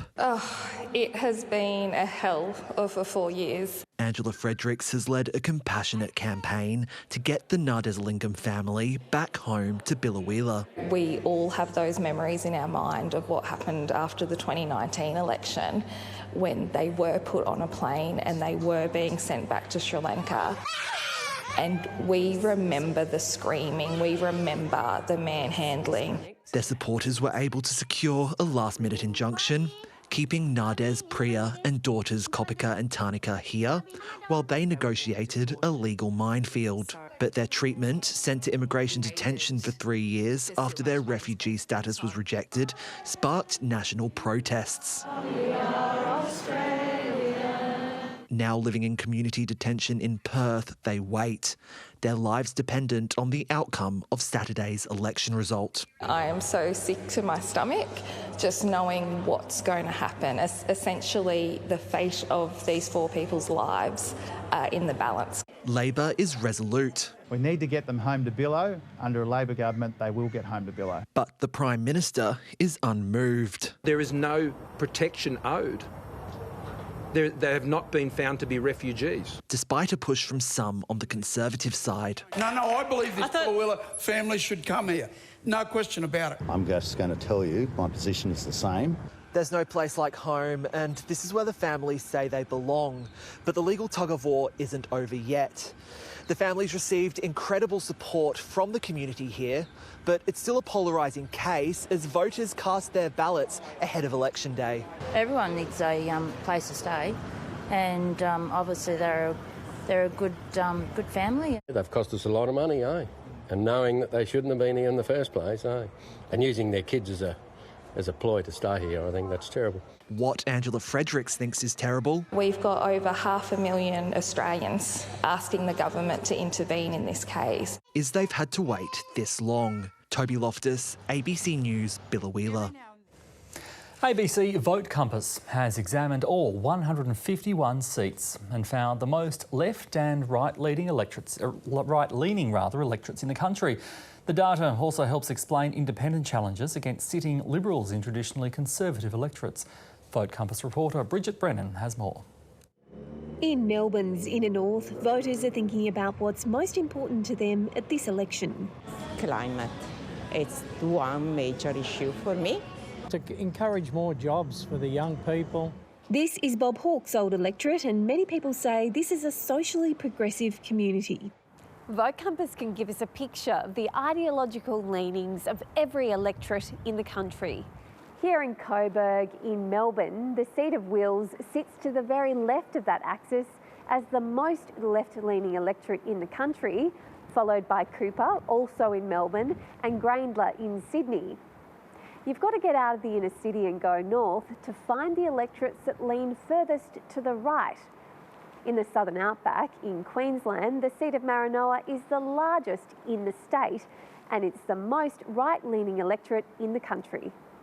In Millmerran on the Darling Downs, voters say they often feel isolated, and the cost of living is a serious concern for many people in this part of the country. Don't forget about us. You know, we might not be the ones making all the noise, but we're the ones doing the work. Vote Compass shows us what it looks like when we plot all 151 electorates on an economic and social axis from top to bottom, with top being the most progressive. Most of the seats fall around the middle, with Bass, Dunkley and Gilmore around about the centre point. Many of the seats where independent candidates are challenging safe Liberal-held electorates sit higher on the progressive social scale. And it's Wills and Maranoa that sit at polar opposite ends of the axis. Many of the inner city seats where we're seeing independents challenge at this election are seats which sit to the right on the economic agenda issues, but when you look at the social issues, they're much more socially liberal, more progressive than other coalition seats. And that's the reason why these teal independents are doing so well, are campaigning in these sorts of seats. You've still got time to complete Vote Compass. Go to ABC Online to take part in the largest survey of voter attitudes in the country. Bridget Brennan there. The woman who was Chris Dawson's babysitter at 16 has told a Sydney court he groomed her, treated her like a sex slave and was physically violent in their relationship. The former school teacher is accused of murdering his wife Lynette to be with the teenager in 1982. Chris Dawson claims his wife left him by choice. In reflecting on her relationship with her former teacher, the witness known as JC pulled no punches. He groomed me and abused me and insisted that I marry him. The relationship developed to the point where he fell in love with you. Yes. And you fell in love with him. Not so much. No. I was a child. A few months before Lynette Dawson disappeared, she said Chris Dawson drove her to an unfamiliar building. He told her to wait in the car and returned a short time later. I think I asked him, what was that about? He said, I went inside to get a hitman to kill Lynn. But I decided not to do it because innocent people could be killed, could be hurt. At the time Lynette Dawson vanished, she was on holidays in northern New South Wales. In a phone call with Chris, she said he told her, "Lynn's gone. She's not coming back. Come back to Sydney. Be with me." The pair married in 1984. I was taking care of 2 children, having to learn to be the substitute housekeeper, sex slave, stepmother, babysitter, slave, just a slave. She said on their wedding day, when the guests had left, Chris Dawson put his hands around her throat. The story was challenged under cross-examination. By the time you were married, you were in a healthy, committed relationship. I can't compare it to any other relationship because I've never had another one. Defence barrister Pauline David suggested the hitman's story was also a fabrication, that JC had invented it to bolster her chances in a bitter custody dispute over the couple's daughter when their marriage broke down in 1990. It's a lie and part of your absolute determination to destroy Mr. Dawson. I'm not going to destroy him. He's going to destroy himself for what he's done to people, and to me, and to Lynn. Chris Dawson denies any involvement in Lynette's disappearance. Ruby Cornish, ABC News, Sydney. A 21-year-old Russian soldier has pleaded guilty to killing an unarmed civilian in the first war crimes trial in Ukraine. The proceedings are being watched closely by international investigators, hoping to prosecute thousands of other cases. Europe correspondent Steve Kinane reports from Kharkiv. With one word, Vadim Shishimarin sealed his own fate. Do you plead guilty? The judge asked. Yes, the 21-year-old responded. The Russian soldier shot and killed an unarmed 62-year-old man in the first days of the war. The widow of the man faced his killer for the first time. I feel very sorry for him, but this crime I can't forgive. She recalls seeing a group of Russian troops while her husband was outside talking on his phone. Prosecutors say the soldiers were on the run and were worried that Alexander Shelepov would report them. Shishimarin says he was ordered to kill him. The court may take this guilty plea as a mitigating circumstance. It depends on the sincerity of repentance. This will be the first of many war crimes trials here in Ukraine. Investigators are collecting evidence for more than 10,000 potential cases, with the hope that at least some of those end up in the International Criminal Court in The Hague. Russia's released new images of the fighters from the Azov battalion as they emerge from the besieged steelworks in Mariupol. Ukraine hopes to get the soldiers back in a prisoner swap, but is concerned Russia has plans to prosecute them instead. Ukraine is doing everything it can to slow down Russia's advance in the east, extending martial law and blowing up bridges along the way. Steve Kinane, ABC News, Kharkiv. Shanghai could be out of its strict COVID lockdown next month, with Chinese officials confident transmission of the virus has been suppressed in the community. In a phased easing of restrictions, some residents of the city of 25 million are being allowed out of their homes for the first time in almost 2 months. Many took advantage of their 2 hours outdoors, while others decided to shop for supplies. People need to use a permit system and must have their health checked before leaving their compounds.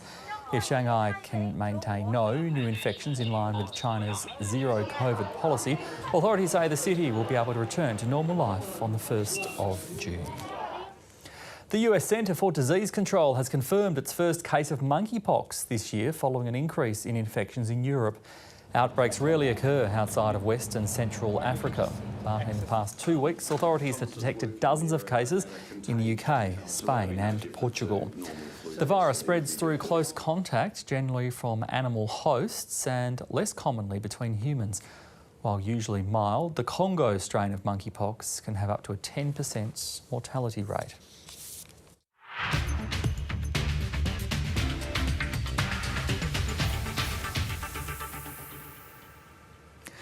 Zach Stubblety-Cook has broken the world record in the men's 200-metre breaststroke final at the Australian Swimming Championships in Adelaide. His time was less than 0.2 of a second under the old record held by Anton Chupkov of Russia. Stubborty Cook won gold in the event at the Tokyo Olympic Games. Meanwhile, Kaylee McEwen also secured a spot in Australia's swim team, taking out the 400-metre individual medley in the world's fastest time this year. Last night it was all about comebacks, with Shayna Jack and Cody Simpson both putting on a show. And here she is, Shayna Jack. This was vindication after some very dark moments. Underway in the 100 freestyle for women. Shayna Jack is back after a 2-year drug ban for taking a minute amount of the peptide Ligandrol. Molio, can she go? She will! In the end, she came second, behind the 18-year-old sensation Molly O'Callaghan, with both recording personal bests and the 2 fastest times of the year. They'll swim at the World Championships and Commonwealth Games. I just wanted to be here and to be able to stand behind those blocks, head held high, and swim that race. I just felt, as you can see, I had so many emotions going through my body. And here's Cody Simpson. Cody Simpson has gained international fame as a pop star, model and actor. But for now, that career is on hold as he makes a comeback to his first love, swimming. 100 butterfly for men underway. Chalmers is second, Simpson is third. He finished behind the Tokyo bronze medalist Matt Temple and Kyle Chalmers, who won't be at the World Championships, opening the door for Simpson to make the Australian team. I mean, that's a dream come true. I had a great swim this morning and so much progress from last year. I've just been busting my ass all year. Elijah Winnington, #1 ranked this year. It was another comeback of sorts for Elijah Winnington, who was extremely disappointed to finish 7th at the 400 metres freestyle at the Olympic Games. This will be close. They'll all qualify. Horton gets there just. Horton and Whittington, they're off to the world champs. Last night's time would have won gold in Tokyo. I really struggled mentally coming off Tokyo, as you can imagine, and so I really had to work with psychologists and stuff like that to really build up my mind. David Mark, ABC News, Adelaide. The AFL has announced a new pay deal for its women's players ahead of the next season starting in August. Player salaries will nearly double under the 1-year deal, with the minimum salary rising from $20,000 to more than $39,000, with top-tier players on more than $71,000. The new AFLW season will start during the men's competition's pre-finals bye in the last weekend of August, with 10 home and away rounds and a 4-week final series. It is a great day for AFLW players. It's a deal that reinforces our commitment to AFLW players to be the best paid domestic sportswomen in the country by 2030. You know, our very sort of publicly stated position has been trying to get to a point where we see our AFLW players as being full-time footballers by 2026, and I think this is a huge step towards that. The AFLW Grand Final will be played on the last weekend of November. Now for a look at the weather, here's Paul Higgins.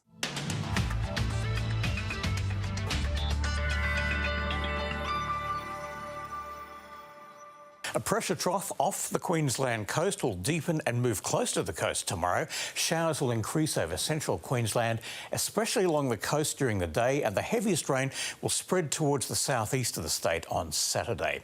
So showers tomorrow over Queensland's central and eastern districts between Cooktown and the Gold Coast, tending to rain about central districts. Some locally heavy falls between Bundaberg and Bowen. Afternoon showers for Brisbane. Showers in Sydney, partly cloudy in Canberra, and mostly sunny across New South Wales, apart from a few showers on the northern and the central coasts. Morning frost in the south and a hazardous surf warning for all coasts. A frosty morning for Victoria, with a frost warning for the northern country and the northeast. Fog then partly cloudy in Melbourne. Areas of morning frost in Tasmania. There's a frost warning for the central north, northeast and Midlands. Then dry apart from light showers in the west and the far south. Overcast in Hobart. Some light early frost in central and eastern South Australia. A shower or two west of Ceduna, but mostly sunny in Adelaide. In the west, a shower or two in Perth as showers fall over the southwest Land Division and Eucla. Showers and thunderstorms over the central Pilbara, the northeast Gascoyne and western interior, and just the chance of a shower over the northeast Arnhem District, but blue skies for Darwin. Thank you, Paul Higgins, and that is ABC Late News to the moment. From everyone on the Late News team, thanks very much for your company. As always, you can stay up to date with the latest news on our website, or you can live stream the ABC News channel at any time. iView. Thanks for your company. Take care. Bye for now.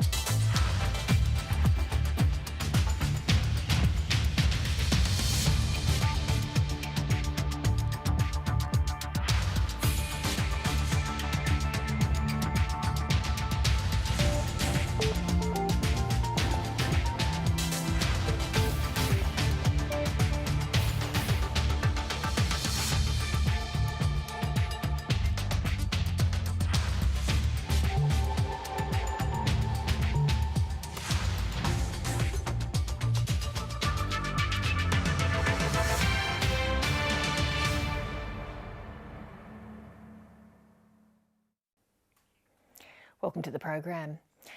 Images of cheap and nasty meals served in nursing homes shocked the public and became a key focus of the Royal Commission into Aged Care. The Morrison government's committed billions of extra dollars to tackle the problem. But with aged care a major election issue, is the extra money making a difference? This report from Anne Connolly and producer Kyle Taylor from ABC Investigations. Always the last part of it is a mad rush.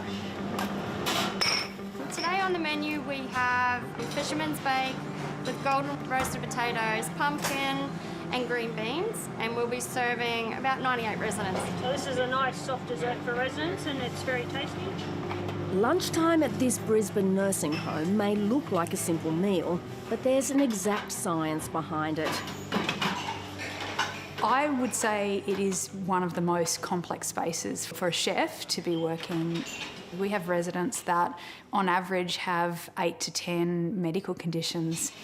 Thanks for that, Rena. Consultant dietitian Cherie Hugo makes sure meals are packed with nutrients. The residents are assessed every 6 months to ensure the strategy is working. Here you go, love. That's definitely small. We've demonstrated we can turn malnutrition around by up to 44% in 3 months with evidence-based food-first approaches. The residents of Zion Nunda Aged Care Home are loving the changes too. I am very happy to come here and have a meal every day. It's presented nicely and I do try to have my veggies, but I know they're very good for me. And if I want to keep my brain and everything else going, I have to have that. But not all aged care homes provide such good meals. Evidence of shocking food in nursing homes with an average cost of just $6 a day was heard at the Aged Care Royal Commission. In last year's budget, the federal government announced extra funding of $10 per resident per day. Aged care homes have to report how much they spend on food in order to get the payment. How do you know that the $10 will actually filter through to residents and it won't be put in the pockets of aged care providers? We're putting hundreds of extra audits every year. There's going to be new powers for the regulators.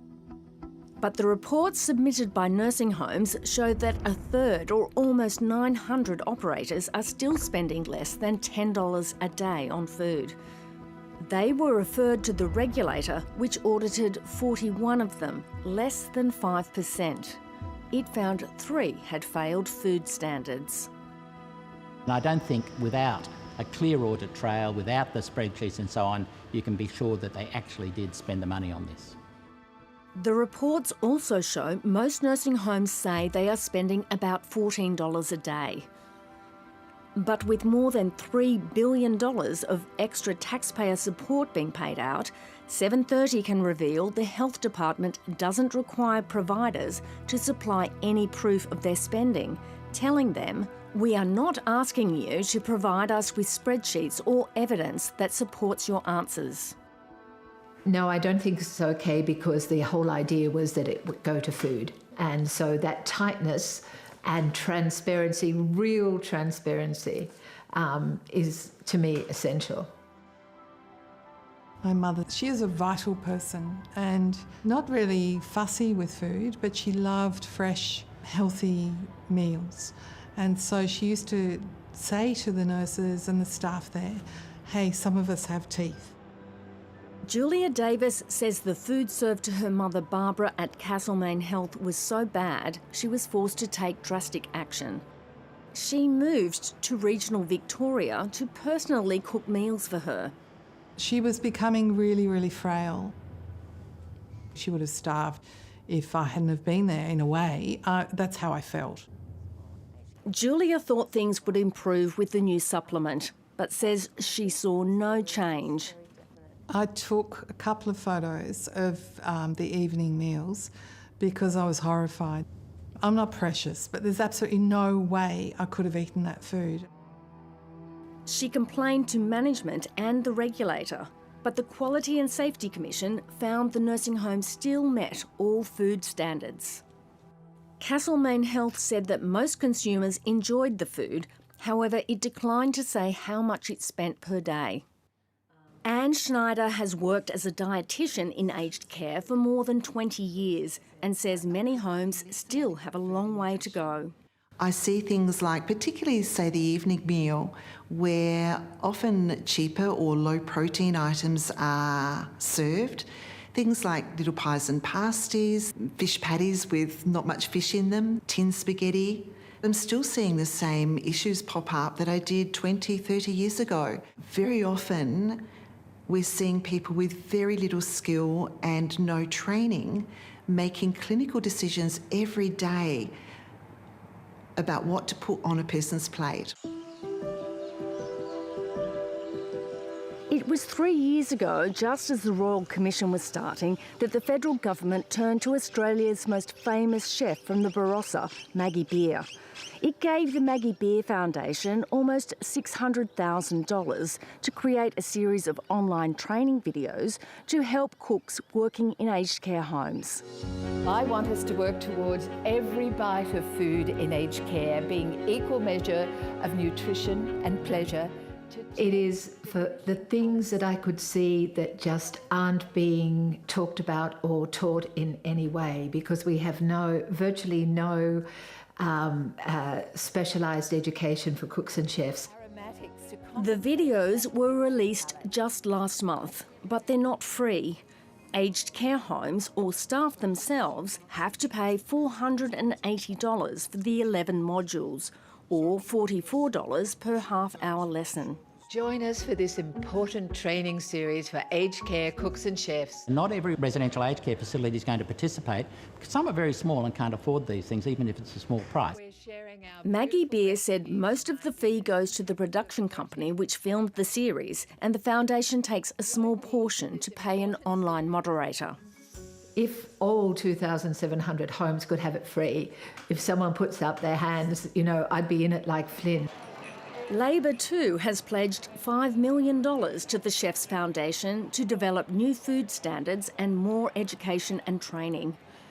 Some chefs and dietitians have expressed concern that the skills and ingredients may be too sophisticated. I think the videos are fantastic for somebody who is really trying very hard already to do a good job and would like to further improve. But I think there's also that need for some more fundamental training for staff who may have very few skills. Following the online modules will give the cook or chef the basic skills. Some of the ingredients are optional. For instance, if you're making a fish soup and we have saffron in it, saffron is optional, right? But saffron is 3 little threads of saffron in it. We must give options. There are people and there are homes where food is so important, they don't want it dumbed down. And I don't want anything dumbed down, but I want everything accessible. Cherie Hugo says extra money alone won't fix the problems of poor meals and malnutrition. I think funding without direct guidance is throwing money away. If you haven't got the right pieces in place and you put $10 more into the food, nutrition and dining experience, it can absolutely be wasted. Barbara Davis died earlier this year. Her daughter Julia saw how much she enjoyed a good meal and wants the same for other people living in aged care. Well, I just remember the look on Mum's face when I'd take food into her that she loved, simple things that she loved, and her face would light up. I live in hope that it'll change because we need to respect the elderly more and take better care of them. In a statement, the Aged Care Minister Richard Colbeck said homes are expected to keep a record of how they calculate the information provided. You can find the full statement on our website. It's less than 48 hours now until polls close in the federal election. The Prime Minister spent the day chasing votes in a couple of marginal Labor seats in the hopes of making up for any Liberal losses elsewhere, while the opposition leader was caught up in a media brawl, partly about Labor's policy costings and partly about their media management strategy. Laura Tingle is 7:30's chief political correspondent. Laura, it's the 11th hour for costings to be released. It's not that unusual, of course. What do Labor's tell us? Well, they don't tell us that there's a huge disaster in debt and deficits terms, Lee. It shows there's a net difference between the government's costings to date and the Labor costings of $7.4 billion over 4 years. It's not a huge amount considering the government spent about $80 billion in discretionary spending since last year's budget. Anthony Albanese has had a fractious relationship with his travelling media pack during this campaign. Let's have a look at a bit of today. During this campaign, I have been completely accountable. I've just, if you actually get out a calculator, I've just told you what the costings are. So $7 to $8 billion difference. I've just told you. Just say the figure. No, because the, and here's the hypocrisy. Quite frankly, Laura, what's going on with this back and forth aggression? Because we're not hearing that same kind of thing going on in the Morrison press conferences. Well, I think in the Morrison press conferences, Scott Morrison is without a doubt much better at just running the press conference. He's just got all of that experience behind him as Prime Minister. And in the case of Anthony Albanese, I think the press pack smelt blood in the water after his initial stumble on the unemployment rate all those weeks ago, and they keep going for the next stumble. And he hasn't really quite learnt the art of just running things his way.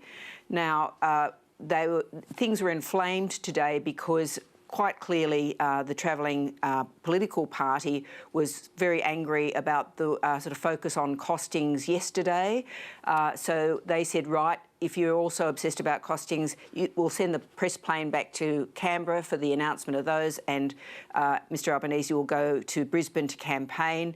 There was a bit of a riot about that. The decision was reversed, and that set up the sort of very, very hostile tone of the press conference today. So it was a bad call in terms of relationships to make that call on the bus, but I also find the way the media have behaved in this not really all that not very professional, really, because all they were sort of saying, you could hear them saying, "Oh, just tell us the figures, tell us the figure," and it was never going to be a huge cost blowout. We know that because Labor has been sticking so closely to the government on costings.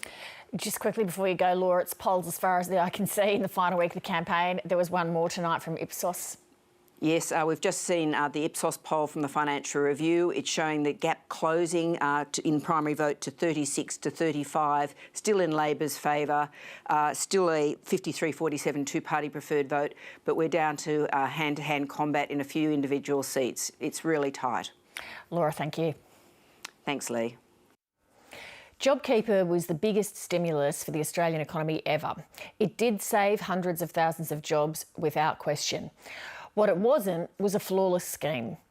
Tonight, 7:30 can reveal that hundreds of millions of dollars in JobKeeper went to private schools, while these same schools were increasing their incomes on the way to a surplus of almost $1 billion.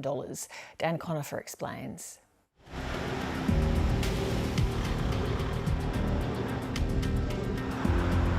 In 2020, as the nation grappled with a once-in-a-century pandemic, many private schools feared parents would withdraw their children, and staff feared for their jobs as campuses closed their gates.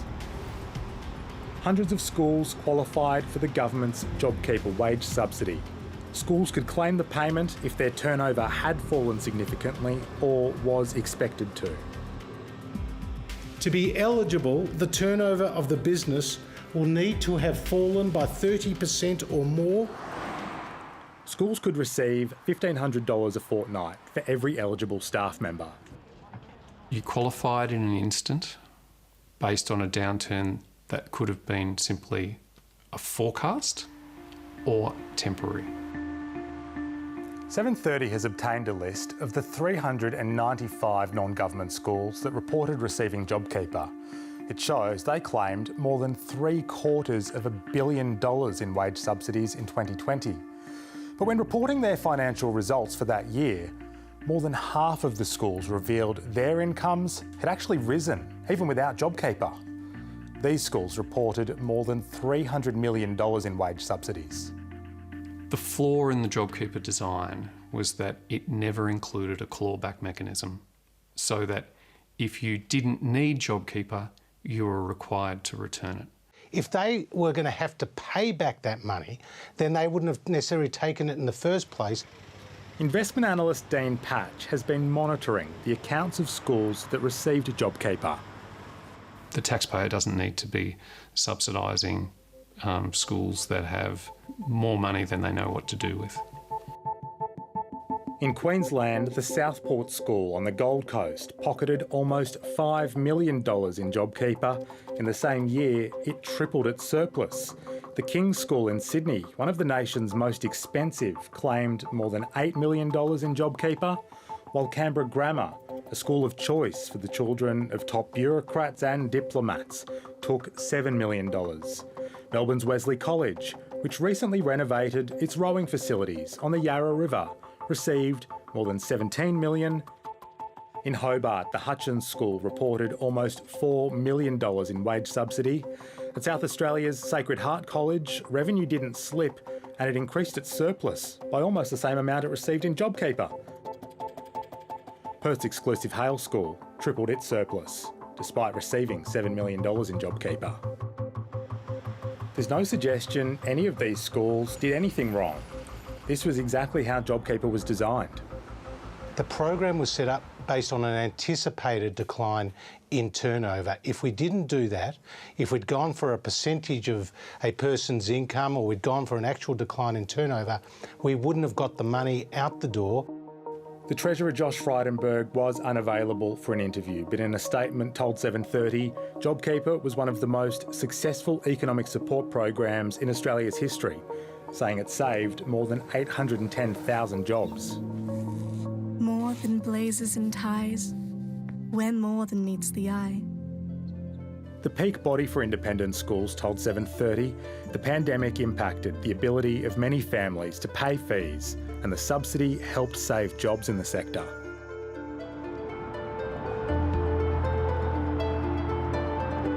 Was it legal? Yes, it was. Was it ethical? That's questionable. Is it unconscionable that they didn't return it? Yes. The peak bodies for the independent and Catholic school systems declined interview requests. You can find statements from them and the King's School on our website. There's been plenty of speculation during this campaign about the prospect of a hung parliament. But no matter what happens on Saturday in the House of Representatives, it's almost certain the Senate will play a crucial role in the nation's political future. Here's political reporter James Glenday.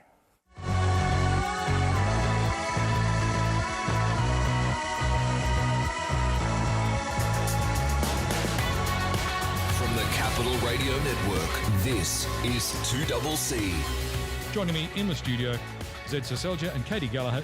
Why should people vote for you and not one of the independents? I think there's significant risks there. I think there's significant risks when it comes to the economy. I really think we need strong voices in the Senate. I think I've been a strong voice for Canberra in the Senate.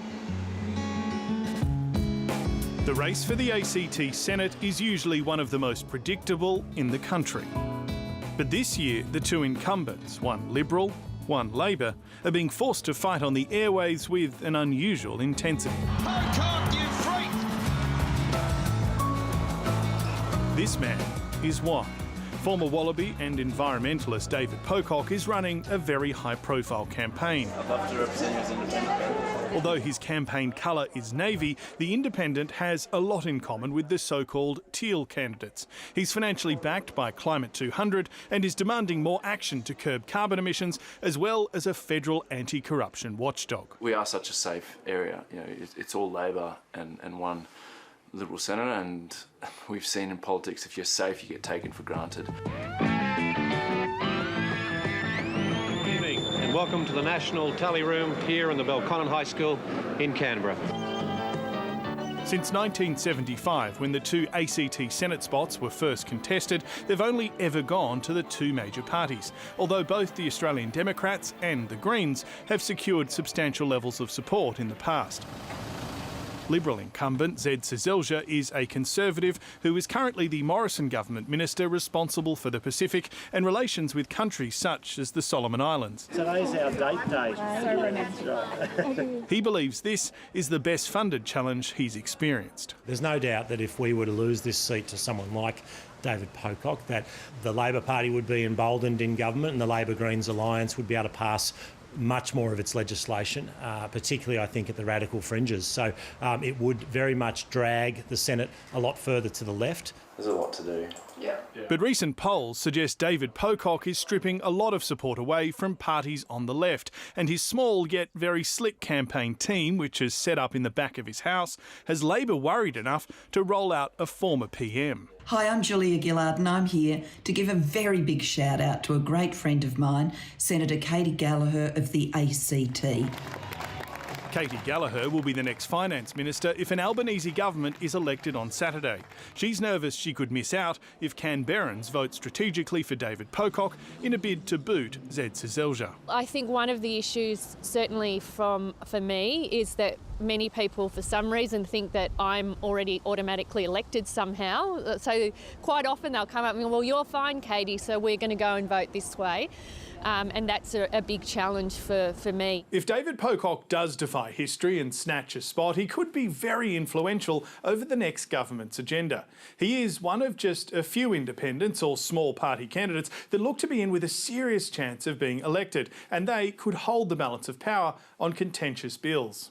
The ACT is a real wild card for this election.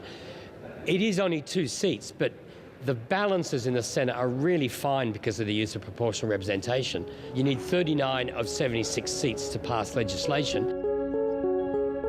At half-Senate elections like this one, state races are often split evenly on broad left-right ideological lines due to preference flows. For example, the 6 spots up for grabs in New South Wales are currently held by 3 coalition senators, 2 Labor and 1 Green, and that split is likely to stay the same. The contests which throw out that balance or give one side an advantage are key. In Tasmania, Jackie Lambie is trying to secure a second senator for her populist party at the expense of veteran Liberal Eric Abetz. In South Australia, 2 of the 6 are currently held by centrist crossbenchers Sterling Griff and Rex Patrick.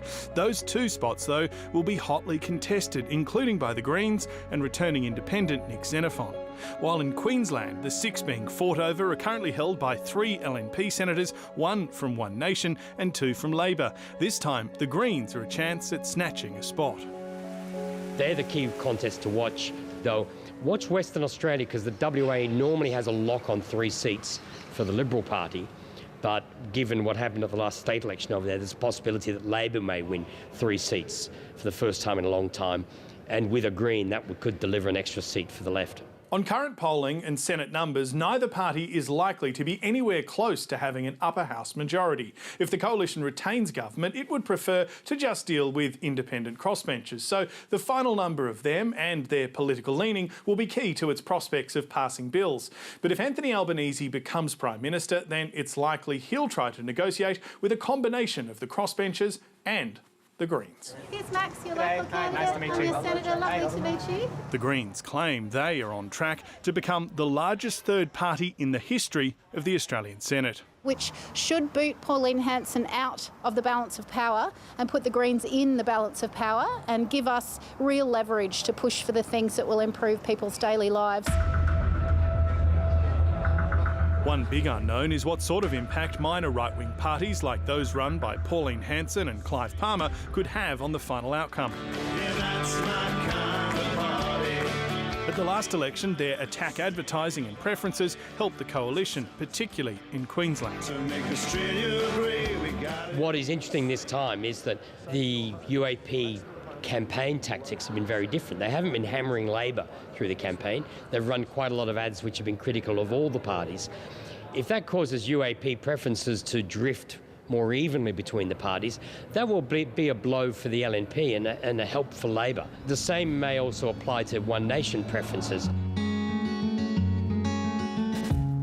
The Senate is complicated and often overlooked during campaigns, but after election night, it's likely to play a big role in shaping Australia's future. those final seats matter, certainly for governments, how they get their agenda through and the type of Senate and how it behaves. Labor has been pushing hard to take seats from the Morrison government in Queensland. Queensland was a shining star for the coalition last time, and some analysts say it could be hard going for Labor this time too. As Michael Atkin reports, the question is whether cost of living pressures might persuade people to change their vote.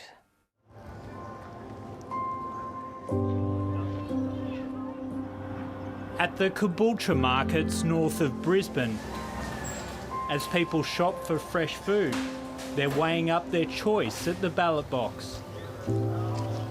I think we just got to stick with what got at present. You're not convinced by Anthony Albanese in Labor? No. Well, I've already decided who I'm voting for, which is not the current government. The outer suburban seat of Longman is the LNP's most marginal in Queensland, with a buffer of only 3.3%. Cost of living pressures are front of mind. I always vote for the Labor, so... What are the issues you're voting on this election? You know, supporting families, and they always look for the long term of childcare and rebates and everything, Medicare, because we are low income earners. I don't take anything for granted.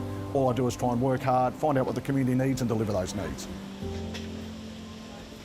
First-term MP Terry Young took the seat off Labor last election, but Longman has regularly changed hands since 2007, and the ALP is pushing hard to get it back. Hi, I'm Rebecca Fanning for Labor. How are you, Rebecca? Good, thank you. Bribie Island, an area favoured by retirees, swung hard against Labor last election, helping to keep Scott Morrison in the lodge. Vote Labor for a better future. Thank you. The ALP candidate Rebecca Fanning is trying to turn the party's fortunes around by stoking anti-Morrison sentiment. Under Scott Morrison, things are just getting harder and harder. We now have a crisis in terms of GP and primary healthcare services. You know, costs of living are skyrocketing while people's real wages are going backwards, and we have an aged care system that just isn't good enough for our elderly Australians. One of the big things with Longman is about 30% of the electorate don't vote for the major two parties. This time One Nation and the other minor parties are mostly preferencing Terry Young, so the LNP. So in Longman, I think he's in with a fighting chance, even if there is a little swing against the coalition. I'm Paul, a pensioner from Bribie. Labor is running ads on social media claiming the government plans to put aged pensioners on the cashless welfare card. I won't risk my pension on Scott Morrison. Don't risk yours. Scott Morrison calls it a disgusting lie, but Rebecca Fanning isn't backing away from the claims. It is Scott Morrison and Anne Ruston who said that they want to apply the cashless welfare card more broadly. But there's no current proposal to introduce it for pensioners in this electorate, is there? Scott Morrison has called that a lie. Well, what everyone knows is that you cannot believe a word that Scott Morrison says. Terry Young, madam, member for Longman. He's done a lot for us with all the different things, the veteran centre and things like that. Yeah, terrific. Terry Young wasn't available to speak with 7:30. In a previous interview with the ABC, he insisted voters should stick with the coalition despite inflation and interest rates going up. We've implemented tax cuts. People are going to be $1,500 a year better off, keeping more of what they earn. That's important. The childcare rebates that we've introduced have been very, very well received.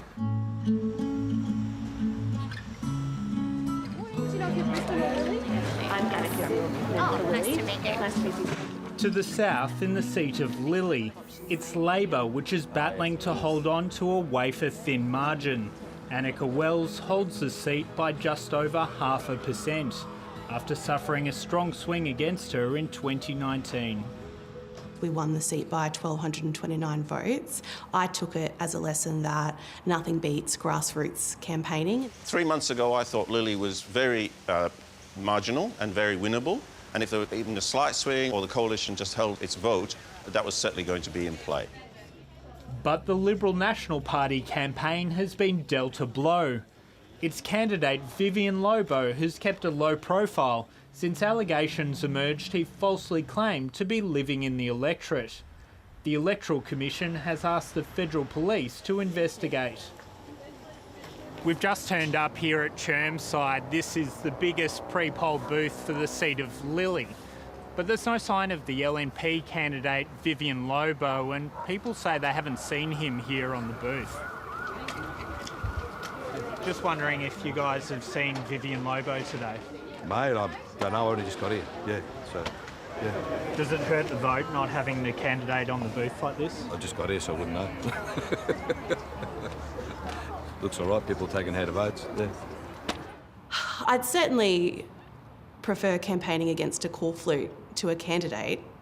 That's not an enviable position for any campaign to be in, but it's also quite disrespectful to the people of Lily. 7:30 requested an interview with Vivian Lobo, but he did not respond. In an earlier statement, Mr Lobo said he delayed moving into the rental property in the electorate due to his campaign commitments and difficulty getting tradespeople. The coalition could mount a bit of a challenge by getting preferences and the like, but I suspect Annika Wells will be one of the more fortunate Labor members in the country. Highest number of women apprentices, so if any of that appeals to you... Last election, Queensland's support for Scott Morrison was crucial to another coalition term. But 3 years on, has the sentiment shifted enough to change that? With Scott Morrison, I can't wait to see him go, quite frankly. I think we need a change. I really do. I vote for the Liberals, yeah. And I just think if you want an economy, focusing on economy, I'll stick to the people who are in power now. That's the program for tonight. I hope you can join me for a special pre-election eve edition of 7:30 tomorrow night. See you then. Good night.